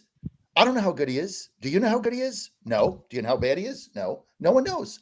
So I'm going to go with the mystery Jason Browning. Plus, I love this kid because of his attitude. Attitude is everything. As you get older, you realize, attitude trumps talent. It trumps a lot of things. I think this young fellow might be an NFL quarterback. He went down in the draft. He was on practice squads. He got a shot. He stepped up. I think the Bengals believe in him. Remember, this is a team a lot of people thought might go to the Super Bowl. Joey Burrow got hurt. I'm going to take the Bengals. Minnesota's just underachieving. There's 2 things you can count on. Brian Straley, whatever his name is an arrogant buffoon, and the Vikings underperform. Those are the 2 things you can make a bet on almost every single week. So I'm going to go with the Bengals here. Yeah, the Ubers of Brandon Straley. Yes, Straley. Dad or Nate, go ahead and give us your pick. I don't know. I mean, I think it's got to be the Bengals. The Vikings are so bad offensively, and Nick Mullen's not going to be the guy. Jake Browning's look good. I mean, he's not like a young kid. He's 27 years old and he's been a pro for 5 years. So this isn't like his first rodeo in the NFL, but it's really his first sort of shot at starting. And he's been great for Cincy. I mean, this is a big game for both these teams. They're both in a tie for the last wild card spot in the AFC. So this is a huge game. And I think that Cincinnati probably keeps winning. I just don't see Minnesota getting any extra juice with Nick Mullen at quarterback after benching Josh Dobbs. The Kirk Cousins injury is just too much to overcome. Yeah. Josh Dobbs. If Browning gets the Bengals in the playoffs, I think he's going to be starting somewhere next year. That's just how. Yeah, it won't be for the Bengals, but it'll be somewhere. Yeah, that's how bad the NFL quarterback situation is. Let's move to our next Saturday game. We're going to do Broncos Lions. We're going to save the Steelers for Mitch. We'll do the Broncos at the Lions here. Lions are 4.5-point favorite, over under 48. James, you often comment on the Lions. You watch a lot of them. They're in that Bears division. I know you're a pretty big believer in them. Can they cover that 4.5-point spread? I'm kind of conflicted here, especially the way they played against Green Bay and my Bears. Go figure that one out. And you look at Denver; they've won 6 of their last 7 games. No opponent has scored more than 22 points against them during that stretch, and they're holding the opposition to 15.8 points per game during that 7-game stretch. But Detroit has covered the spread 70% of their last 20 games, 14-6. They're 6-1 against the spread in their last 7 matchups against AFC teams, and 6-2 in their last 8 December games. So I want to go with Detroit, but I'm thinking maybe by a field goal, so maybe a shade less than the given point spread that we have. Yeah, Nate, 4.5 is an awkward number. I know you don't really like anything in the 3 to 6 range, kind of a weird number to fall on. What do you think? I think it's got to be Denver. I mean, Denver's just playing great right now. Denver looks so much better. I mean, they basically have, what looks to me like at least a top 10 offense, maybe a top 5 defense. And Detroit sucked. Detroit's not been good. The defense has been horrible. They've looked terrible the last few weeks. I think that, a lot of us were sort of slow adopters for the Broncos, but I think that it's time to not be. I mean, the Broncos look like a legitimately pretty decent team after, looking like a laughing stock when the Dolphins hung 70 on them. They've looked a lot better since then. So I think the Broncos have got to be the play. I mean, I just don't trust Detroit as a favorite with that defense. Dad, I mean, you're going to fade the Broncos until nuclear winter. So tell us why you like the Lions here. Well, Mom says something about me that I'm going to share. She says it a lot. She says, John is stubborn, but he's not stupid. I'm not stupid. I'm going with Denver plus the 4.5. I have faded them from day one, but I'm not a dumb guy. And at some point, your stubbornness has got to give way to logic, facts, and the reality of the situation. And so I faded Denver. I thought they were smoke and mirrors. I thought this whole coach thing was a joke. I didn't like what he said about the former coach that's now with Atlanta or somebody. But this team keeps winning. And so they keep winning, and the Lions keep losing. That's basically it. One team keeps winning. The other team keeps losing. I like the Lions. I don't like Denver, but I'm betting Denver here plus 4.5 because I might be stubborn, but I'm not stupid. That's my analysis. Denver's going to lose by 6 touchdowns. You're going to break your TV. That's what's going to happen. It'll be like Detroit 28-3 by halftime, and you're just going to be pissed. Up. I knew it. They suck. So this will be the week that Denver starts fade. It is a good pick. Denver's looked really good. Let's move quickly to the Falcons-Panthers. We're a little bit behind, but this game shouldn't take us too long. Panthers are the worst team in the league, and the Falcons don't exactly look much better. Still fighting for a first-place spot. Nate, we'll start with you because of your roller coaster Falcons division winner futures ticket, which looked pretty good, and then they lost to the Bucs last week in a game that I watched and was very underwhelmed by both teams. So, look, they keep winning. You can cash that ticket, but they got to get past the Panthers, and you'd like them to beat them by more than 3. Yeah, I mean, you hope they can beat the Panthers. The Panthers are not good, but I don't know. I mean, this game is weird, and we sort of talked about this a little bit last week. All these NFC South teams just play really close games. They play low-scoring close games, mostly because they're bad. So they just play bad games. They just look ugly. It's 25-22, and you're like, how do they get there? And then you watch it, and you're like, not well. That's how they play. I think that if I'm going to play a team at this point, in these matchups, in these divisional games, I think it's just got to be the underdog. So I think the Panthers probably plus 3, even though they're terrible. I think it just has to be the play. It just has to be an underdog. I don't think favorites. Look, Atlanta, they would have won that game last week if Younghoe Koo hadn't missed 2 field goals, which is really that's unlike him. 2 field goals from 50, 52. I mean, that's long, but not for Koo. He's one of the best players on the Falcons, so they'd still be in first had they not done that. The thing I love about the Falcons, y'all, and then we'll get to James. Top 10 defense. I mean, incredible defense. They just have no quarterback. If you watch Ritter, he throws it everywhere except receivers. They can't get anything going on offense, and he's a turnover nightmare. He fumbles the ball in the red zone. He picks it off, and he gets safetied. I mean, it's just a disaster whenever the pressure's on Safetied. for Ritter. Yeah, I mean, it's like that happened last week. He just drops back and boom, safety. Like, okay, great. And they have a good offensive line, so don't tell me like all of a sudden they can't protect Desmond Ritter. He just holds the ball too long. So it's pretty frustrating because last year, and Nate, we talked about this, if the Falcons had a defense, they would have won the division, and they probably could have made some noise in the playoffs, considering their offense was so efficient. All they needed was a defense. Now they have a defense, and their offense blows. James, what do you think? Yeah, I mean, given how bad the Panthers have been this year, I'm kind of surprised that the spread isn't a little bit larger. But and I see that Bryce Young, he continues to struggle. I think he was 13 for 36 last week, 137 yards. He was sacked 4 times, so that's he's not having a very good season to say the least. But anyhow, Atlanta is actually 3-9. Their last 12 against the spread, but they're also 11-5 against the spread in their last 16 games against Carolina, and they're 5-1 against the spread against NFC South teams. So I'm gonna go with the Falcons in this one. Dad, 30 seconds. Falcons are my best bet. Atlanta's going to win this game by 3-4 touchdowns. Carolina might get shut out. I love Atlanta in this game. I love their defense. I tell you what. They played the kind of game to win last week. They win on by kicking field goals, and the best field goal kicker they've ever had misses 2 that he always makes. So, look, they had the right game plan, kick field goals and win. This game, they're not going to be able to protect Bryce Young. He looks really bad. Falcons have a Class A defense, 28-3, Atlanta. Atlanta scores 3 or 4 touchdowns would be just a storyline on its own. Yeah. Carolina doesn't.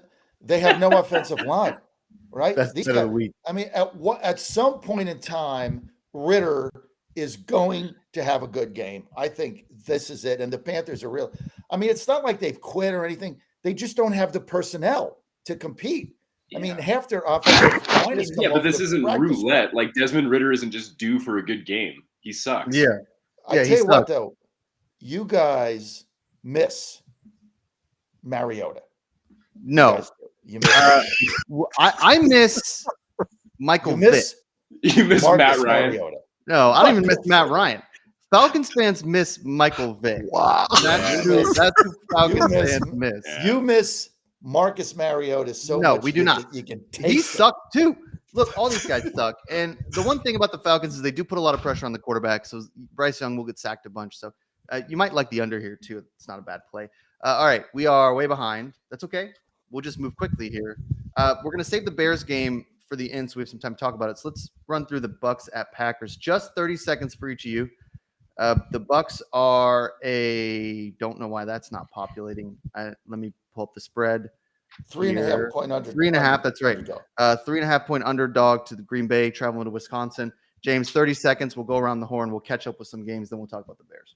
Okay, I'll keep it quick here. Green Bay 4-2 against the spread the last 6, 8-4 last 12 against NFC opponents. I'm going to go with Green Bay here. Nate. I like the under, I guess. Bucks, Packers, under. Dad. Packers back. Love Jordan Love. Don't bet against Green Bay when they're in the hunt at home in December. Lay the 3.5. Packers back. Pack is back. Let's do Jets Dolphins. Fresh off an embarrassing Monday night defeat where the Titans reared their ugly heads and got a 6-1 money line victory in a game, in probably the only game I've ever seen Dad fade the Titans. And here they go. And they don't even cover, they win. So now, Dad, you understand why we fade our favorite teams. Because when you fade them, even when they win, like you're happy. So maybe if they lose, you lose money. They lose by 15, you win money. If you win, then you win. So we'll start with you, Dad. I know you watched the Dolphins last week. Jets at Dolphins here, travel to Miami. Not exactly, Miami's not exactly like a home field advantage in Miami in December. Like, oh, beautiful weather, thanks. They're -9 against the Jets. What do you think? Don't fade your favorite team. I did it once in my whole life ever. I'm 65. Got burned. In fact, when we fumbled the punt, no, I was going to bed. I was brushing my teeth after we fumbled the punt. I go to bed, and then the next play, my son comes in and says, Derrick Henry just fumbled, game's over. And they were going to cover 14. And then so I'm in bed. Joe was home, your brother was home, and all of a sudden I hear they're screaming. Him and Mom are like screaming, "Yay, Rah, go there!" Blah, blah, blah. I'm like, "What the hell's going on out there?" And finally, I get out of bed. I'm like, because I got my mask on, so I have to come out with this big CPAP mask. And they're like, "Dad, Titans just won this game." I'm like, "You got to be kidding me!" So then I went back to bed. I saw the replay. We watched it over and over. So in this game, okay, be the Dolphins a minute. You're at home. You got a 2-touchdown lead. You just had 2 straight turnovers by the Falcons. They turned the ball over 3 times. There's 3:49 to go. You're up by 2 touchdowns at home. You lose to a team that doesn't score. And never wins on the road.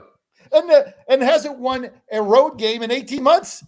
And you lose that game. And then you get the ball back with a $149 against a team that they're not going to stop anybody. I mean, they couldn't stop Baker Mayfield last week, or whatever the guy's name is the Colts quarterback. I forget his name too. Minshew. They couldn't stop him.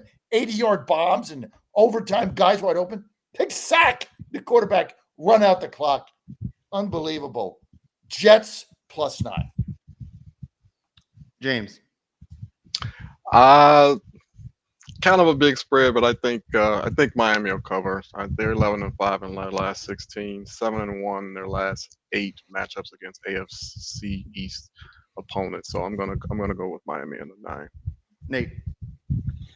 I think it's got to be the Jets. I think the under is a better play, but if you're just picking a side, I think it's got to be the Jets. Miami's just they got the injury bug at the wrong time. Basically, their entire offensive line is out. Connor Williams, the center, probably the best center in the league, or one of them, is out. They already had 2 starters on the IR, and they have 2 more in doubt. I mean, they're just a mess. I just don't think they can I just don't think they can protect Tua enough to win and cover big spreads right now. Yeah, I think I like the Jets here too. Same thing. Injury bug. Let's move. Yeah, Wilson. That's right. Let's move Giants Saints here again. Maybe we'll do like 30 seconds. This game's enough to put you to sleep. Kind of where I'm at with the Saints there. Giants 5.5. Got Danny Dimes. Oh no, Tommy DeVito. That's right. Tommy DeVito and his weird agent on the sideline with his wide brim hat and pinstripe suit. Dad, we'll start with you. You hate the Giants. What do you think? I'm going with Tommy Cutlets, baby. He lives at home with his parents. He guy lives at home. Like he has a bedroom in the house, and they cook him dinner and cook him spaghetti and do his wash. He's got fathers at every game. They got that agent he's got. Like he looked like he stepped out of The Sopranos. And the Giants are playing. They're just playing with confidence right now. Look, if the Saints are going to do anything, they're going to find a way to lose. They're not going to cover 5.5. The Giants are playing inspired football. Remember, they underperformed. They weren't this bad. They got rid of Danny Dimes. Now they got Tommy Cutlets. I'm going with Tommy Cutlets and the Giants at 5.5. Shout out to the Mannings for coming up with that nickname, Tommy Cutlets. It's a great nickname. I heard another one too that was hilarious. I can't remember what it was, but it was something similar. James, what do you think? I like the Giants here as well. I mean, they started off 2-8 pretty bad, but then they won their last 3, and they're holding teams to 16 points per game during that stretch. They were averaging shade under 11 during their first 10 games, and now they're 21-7 over their last couple games, and they're 4-1 against the spread in their last 5 December games. And, DeVito has been playing very well, completed 69%, 68%, 81% of his passes in his last 3 starts. So, and then here's a fun fact I have here. Last week, it was the first time that the Saints covered the spread at home in a year. So I'm going to go ahead and I'm going to go with the Giants here. Nate, you going with Cutlets? It's unanimous. I like Tommy Cutlets too. Shoot, play him on the money line, play him on the spread. I don't care. I mean, the Saints are just terrible. They're injured now, but they've basically played the softest schedule in the league, and they've stunk. They're not a good team. So, yeah, Giants are weird, but they're better than the Saints. Yeah, for real. I think I like the Giants too. So the origin of that nickname comes from the Manning cast, like I said, but and this is for people who are like terminally online, younger generation. There's a guy, he's like an influencer. His name's The Cooge. He's like an Italian guy. He lives in New York City, does a bunch of videos that are it's just like cooking, like food stuff. So he interviewed Tommy DeVito, and he asked Tommy DeVito what his fate. They were just blind ranking like Italian food, and his number one entree, DeVito said, is chicken cutlets. So that's where the nickname comes from, Tommy Cutlets. And he didn't like it, and then Saquon Barkley started calling him Tommy Cutlets, and now he likes it. He says in the video, you can do anything with a cutlet, sandwich or dinner, breakfast, which is it's a pretty Jersey thing to say. I don't know how many cutlets are being consumed outside of the tri-state area, but man, oh man, I mean, if you're from an Italian family and you don't have cutlets in the fridge, I don't know what you're doing. Like in Forrest Gump, when he's talking about all the things you can do with shrimp. It's Tommy like the same thing. Tommy DeVito talking about cutlets. I mean, good for the Giants for like just finding the weirdest quarterbacks and just throwing them out there and being like, this is our guy now. He's only marketable in the tri-state area. Like Tommy DeVito doesn't work in Denver, so they've stopped trying to be a New York team. Only in northern New Jersey. And the fact, I mean, get this. Only in the Meadowlands. The fact that guy's an NFL starting quarterback, winning Monday night games, whatever he did, and he goes home and he lives with his parents. I mean, it's got to be the funniest thing. Guy's in his mid-20s. He lives in the basement with mom and dad. It's such a great story, and this is what really makes the NFL and all these things is when you get these comeback stories, like the guy was a walk-on or something. I mean, it's just heartwarming. And they're like, say, why do you live with your parents? And he says, because I don't have any money. That's what he says. I don't have any money. The Giants, as a franchise, always have just the best sense of humor. Like the fact that they let that guy's agent on the sideline to just like stand there and make phone calls. Fedora? Yeah, it's hilarious. Earlier in the year, one of the like tech guys for the Giants, they're playing the Panthers, and he walked in to the press conference right before Bryce Young, and he was adjusting the microphone, and he was like, I think this is this a good height for Bryce? I'm about 5'6", so I think this is the right height for Bryce, about 5'6". And then he walked off, and Bryce came on and was like, oh my God. So, shout out to the Giants for keeping it light of the NFL there. A little bit of no need to take it too seriously if you're the Giants. Yeah, really. There's no need to do that. Another team that shouldn't be taking it too seriously is the Chicago Bears. We'll talk about them really quickly. Then we'll get Mitch on here to do the late games. Bears traveling to, or are they at home? They're traveling to Cleveland. That's right. They're +3. They've been playing okay. James, what do you think? Yeah, I like them here. I'll try to be as brief as possible. I do like them here at 3. They're giving up just 18.2 in their last five outings or so. 4-1 against the spread in their last 5, 4-2 in their last 6 matchups versus the Browns, and they're actually 5-1 against the spread in their last 6 outings as underdogs. And just a shout out to Justin Fields real quick. I guess he eclipsed the 2,000-yard rushing mark last week against the Lions.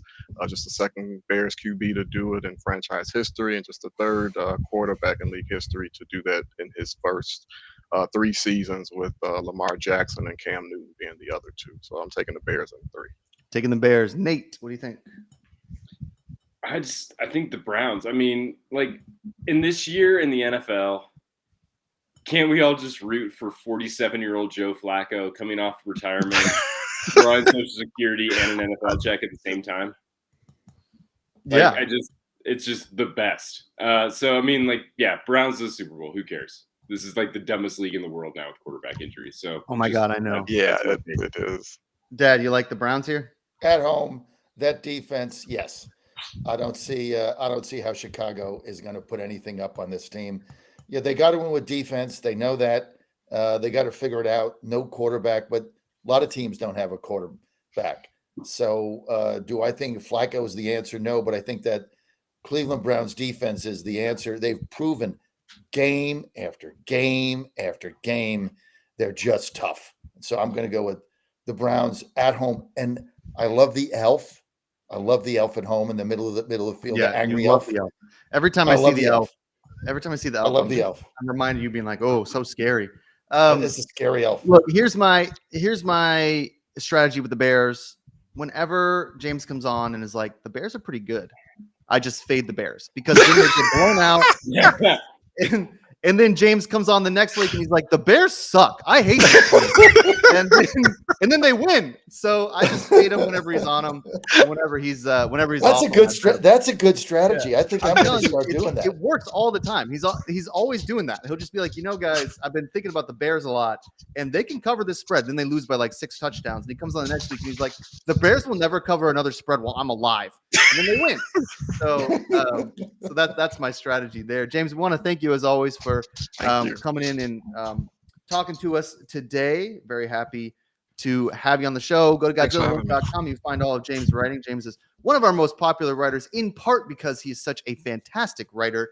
Not just his picks, but his analysis is incredible. I get comments all the time, James, about just how well you're able to blend the narrative and the statistics. You're really good at that. So we want to thank you. Find James on Twitter at TillJam3, and we'll see him soon. Thanks for joining us.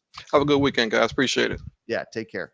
We're going to bring in Mitch Rogers now, our Steelers beat writer and our Steelers resident Steelers fan, here to talk a little more. Oh my God! Do you It's game day. It's game day. Have one of those?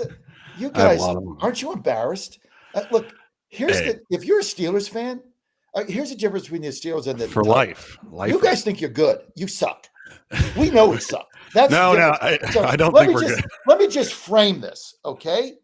You lose 2 games in 5 days at home to the 2 worst teams in the National Football League in each division. None of them close at home. So instead of battling the Ravens for first place, now you're like hanging up for a playoff spot 7-6 or whatever they are. Closer than your Titans. The most embarrassing 5 days in the history of Steelers football. 5 days. Yeah, I could. Yeah. You might be fading me this time around too. Yeah, I'm not as optimistic about this Steelers team any longer. Shout out to Justin Fields and all those statistics because I'm hoping he'll be the next Steelers quarterback. Come on, we need somebody. The quarterback problems around the NFL are everywhere, and then right at home in Pittsburgh, it's prevalent. Now we're in that quarterback purgatory after Ben that we've seen all the other teams. I live around Washington D.C. I've seen the Redskins and the Commanders deal with it for 30 years, and I feel like we're in that mix now too. So no, I'm agreeing with you. This is going to be the first time I'm not the hyped up Steelers man today. Well, look, it's still a big game for y'all. Still kind of in the playoff hunt. My favorite Steelers stat is that Mike Tomlin has like 4 playoff wins or something, or 4 playoff appearances in the 20 years he's been the Steelers coach, which was astonishing. I never really thought about that. I mean, I think Tomlin's a great coach, but at some point I think Steelers fans are going to get antsy and probably give him the boot. I think the local media and the national media coverage of Tomlin is polar opposites. So while the national media focuses on he's never had a losing record, the media looks at the last 10 years, and the last 10 years have been pathetic. We've had some of the best teams in Steelers history on offense. They didn't make a Super Bowl run with Big Ben and the Killer Bees, and then what we're dealing with now. You're going to have Hall of Fame talent Cam and TJ not sniffing playoff appearances. I mean, we're not even talking about Super Bowls. So yeah, the seat's hot. And when Jay Glazer, Mike Tomlin's buddy, comes on and just throws it into the ether, the Commanders should look to trade him. That's not coming from nowhere. They're buddies. So that there's something to that. And the seat is finally warming up for Tomlin. And I think it's real this time. The And Dad, Pittsburghers are surly. I'm just telling you, man. They're getting surly. It's Yeah. not like it a couple months ago. They're getting surly. The Pittsburgh Steelers fans are getting a little antsy. The Penguins fans are kind of pissed off. That team's underperforming.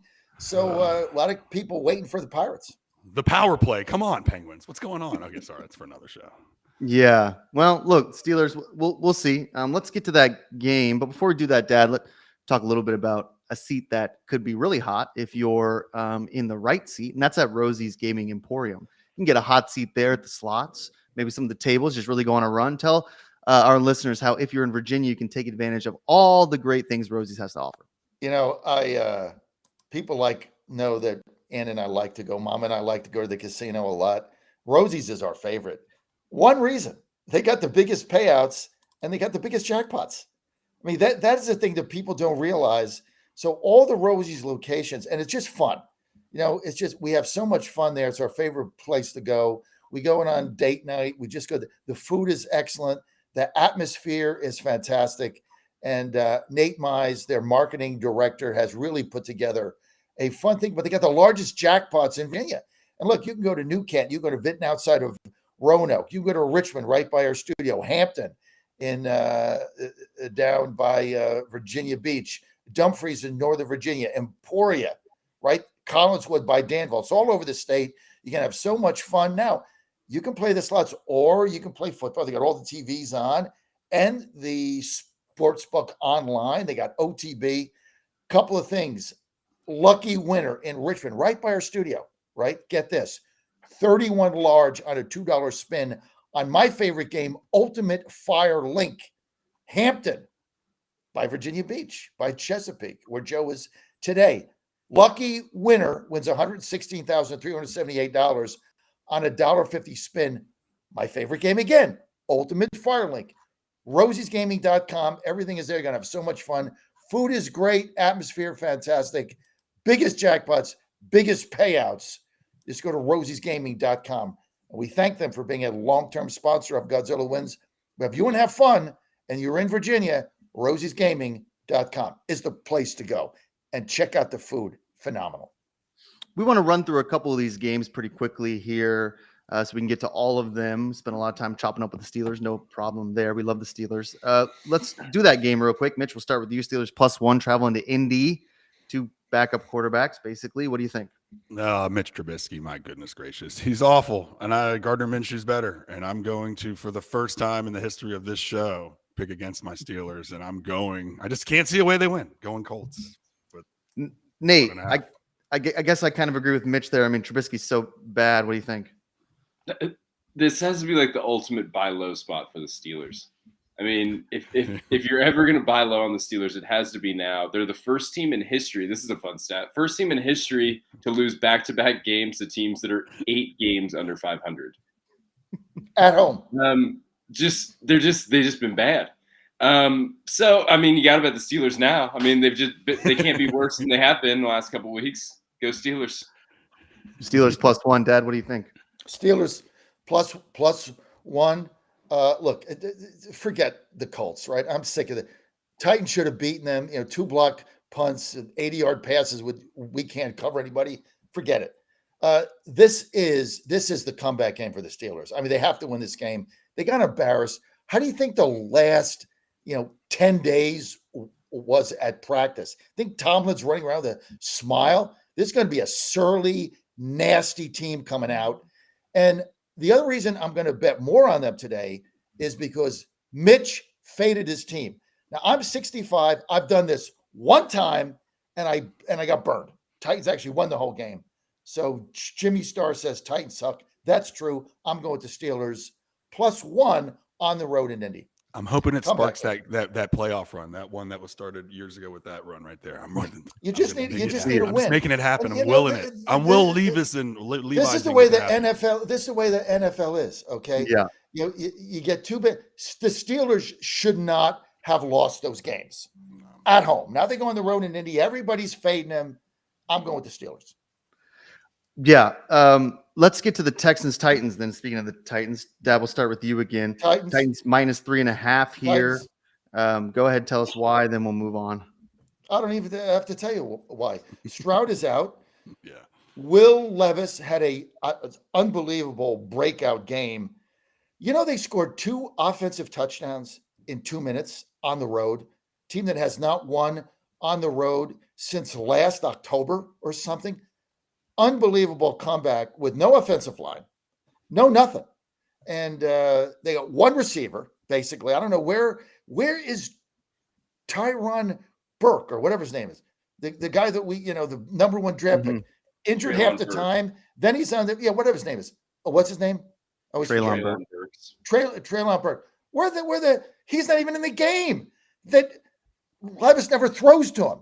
He's got one receiver, wins that game. Titans are at home. They're tough at home. Look, half the team is out, but half the team's out for the Texans without Stroud. We do have a good run defense. They're going to have to throw the football. Titans at home win this game.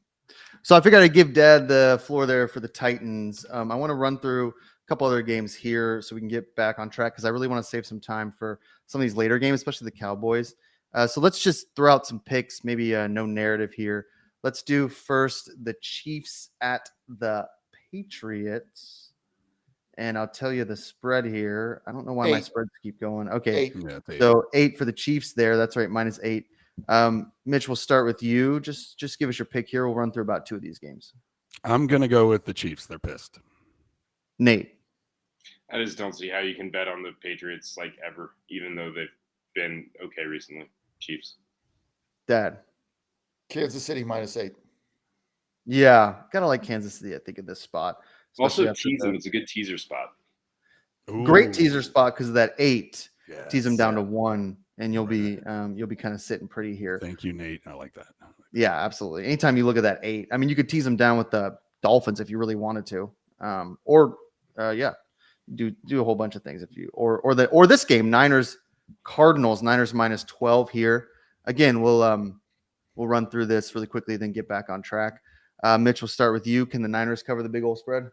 I don't think they can. For some reason, these division games, I'm going to take Cardinals +12. Cardinals +12, Nate. I think this is a good spot to tease San Francisco. I think San Francisco teased alongside Kansas City is a great play. So that's how. That gets you down to 3 or 4. It gets you like KC like -2 and San Francisco -6. That's good. Yeah, that's right. Yeah. That's pretty good tease, Dad. Tease this. Niners -12. Blowout. Yeah. Play it up to 18. Mitch, Yeah. Dad, I don't know if you've been on the show long enough. This This is is stupid. he'll He's be a like, teaser guy. Like Where ridiculous. it just goes the other way. yeah, That's he's a not sucker teaser guy. bet. Teasers are a sucker bet. That's why Vegas has them. I stopped doing them in 2018. Told you, Yeah. sucker bet. You got to really pick your spots with the teasers, but I don't recommend playing the Niners up to like 25, which sometimes you'll start to really Dad'll really start to get it, and he'll be like I'd take them -32. You're like, okay, why don't we calm down? I don't know why this spread isn't doubled. Yeah, It should be 20. that's right. So just play them up to 20. Play them up to 20. Here's another one we'll run through quickly here. Commanders at Rams. Don't need a ton of time Oh my to talk. And then we'll talk about them for a little bit because we got a lot of Washington. Do we fans have who to listen talk the show. about this game? Yeah, because I mean, we got a this lot of Washington- Washington fans who listen to this show. Oh You know, my we're God. big. How do We're you- big in the greater Maryland area. How can you, if you're a Washington fan, okay, first of all, here's insult to injury, right?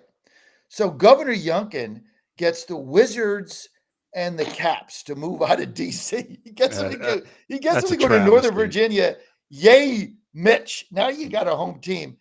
Brilliantly done because you can't go to the games there because the crime, you cannot go down the street. And I'm not saying this for any politics. I'm just telling you.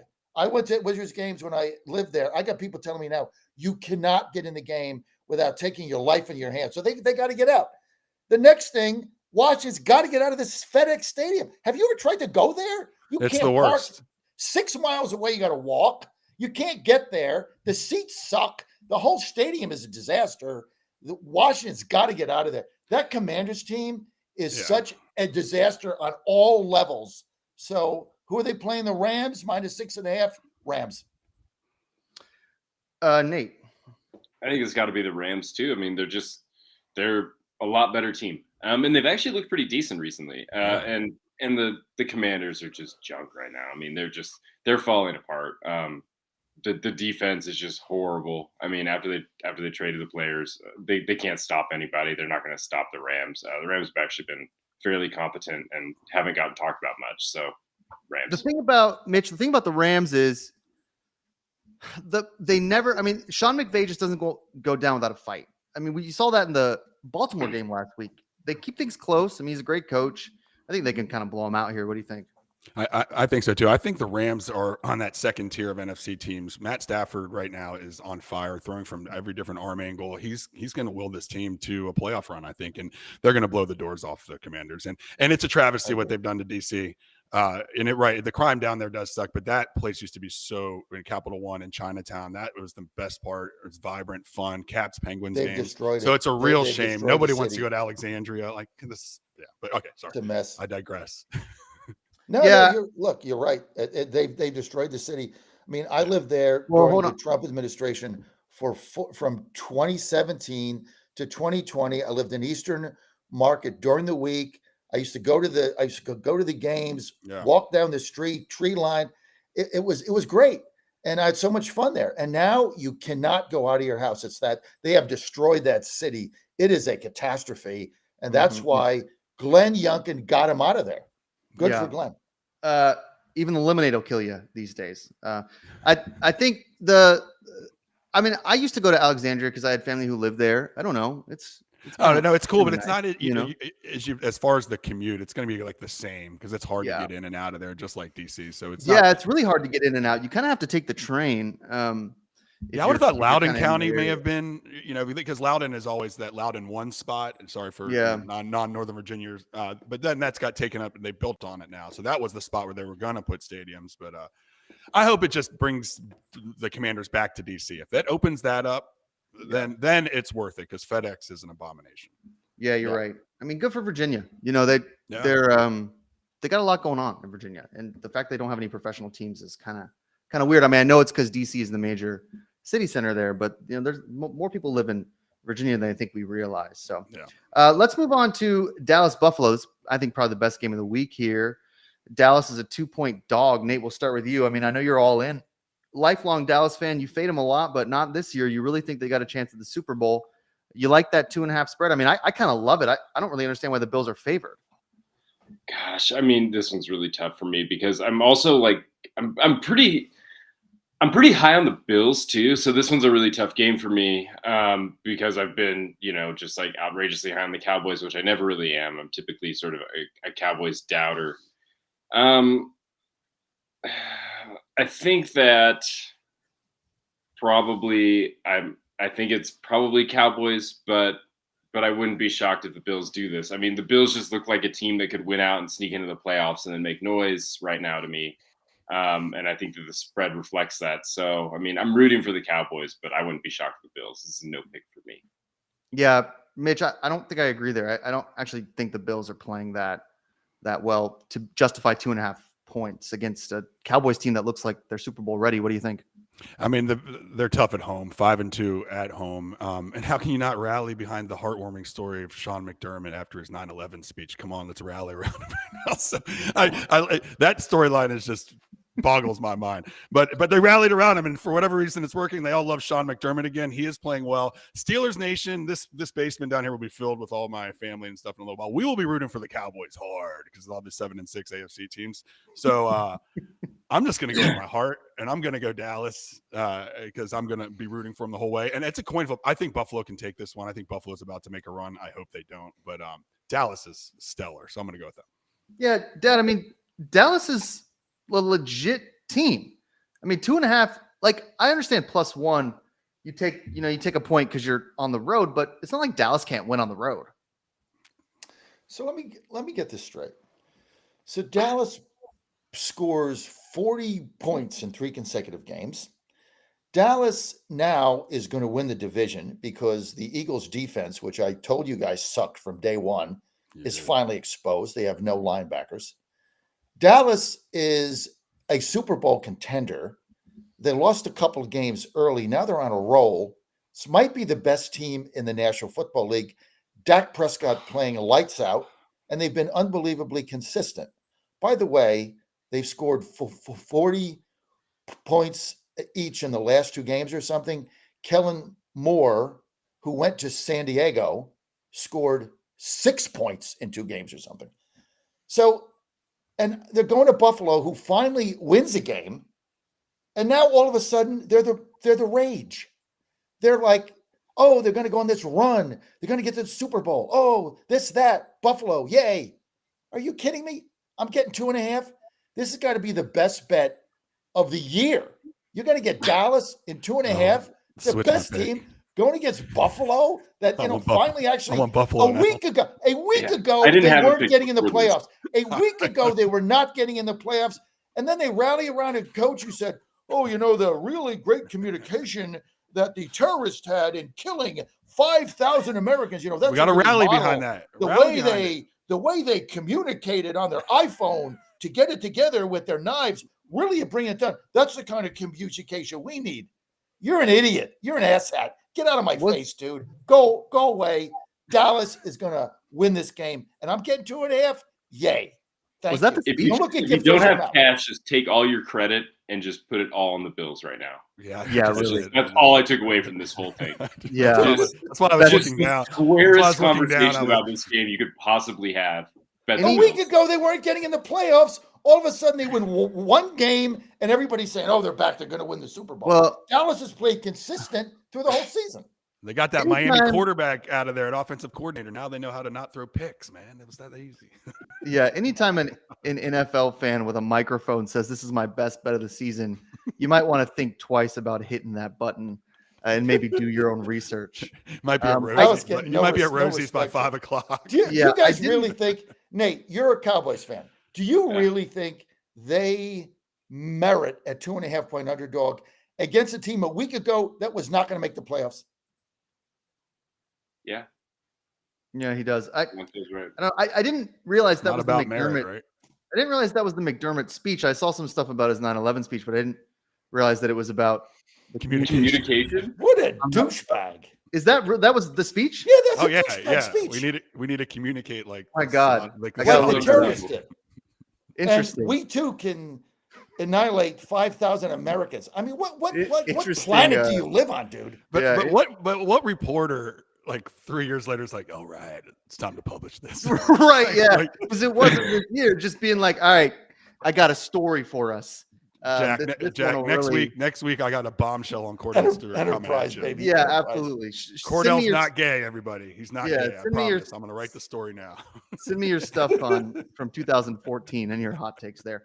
All right, we got 3 minutes and 2 games. We're going to have to go quickly. I'd probably rather talk Ravens-Jags than maybe a quick pick on the Eagles-Seahawks. So let's do that first. Monday night game, I believe, is Eagles-Seahawks. Eagles kind of careening in the opposite direction as we thought. No narrative here. Let's just go quickly. Nate, Eagles or Seahawks? Philly. Philly. Yeah. Mitch. I'm going to go with the Eagles. Eagles and Dad. Seattle +3 wins the whole game. Eagles continue to implode. Eagles continue to implode. Okay, well, we'll see. We got about a minute left, and we'll do the Sunday night game. Ravens-Jaguars. Jaguars are, I believe, the dog in this. Yep, they're +3.5 at home. Ravens really look really good. I mean, really good. So, Nate, we'll start with you. I mean, you like the 3.5 there? I think the Ravens are emerging as maybe the best team in the AFC, possibly. Yeah, I mean, I think the Ravens are the best team in the AFC. They're probably going to have a lock on the number 1 seed. If they can win this game, I think they probably will. Jacksonville just still doesn't look like an elite team to me, and this feels like a big time game that Jacksonville just falls flat in. So I think it's got to be the Ravens here. Mitch, 30 seconds. I'm going the same way. I think it's the Ravens here too. I don't know if Trevor Lawrence, he bounced back from that injury so fast too, and he kind of looked pedestrian last week, and he kind of looks pedestrian overall. I agree. He's not. They don't feel like an elite team. Ravens are on the cusp of being that elite team, so I'm going to go with Ravens. Yeah, Dad, I kind of like that play. I think the Ravens probably beat down Jacksonville. What do you think? Jacksonville hasn't beaten anybody. Ravens are my pick to go to the Super Bowl in the AFC. Jacksonville.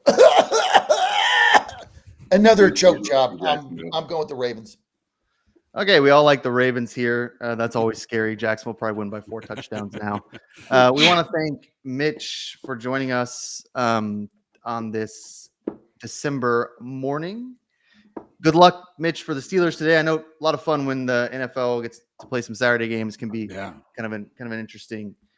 Screw the situation. Jaguars. Should be fun. We also want to thank James Tillman III and Dan Angel for joining us as well. We'll be back next week with some more college football, college basketball, NFL, all your picks and predictions here. Go to GodzillaWins.com and you can look at our daily picks and all of our sports analysis on the website. Thanks for listening, everyone. Up next is The War Room.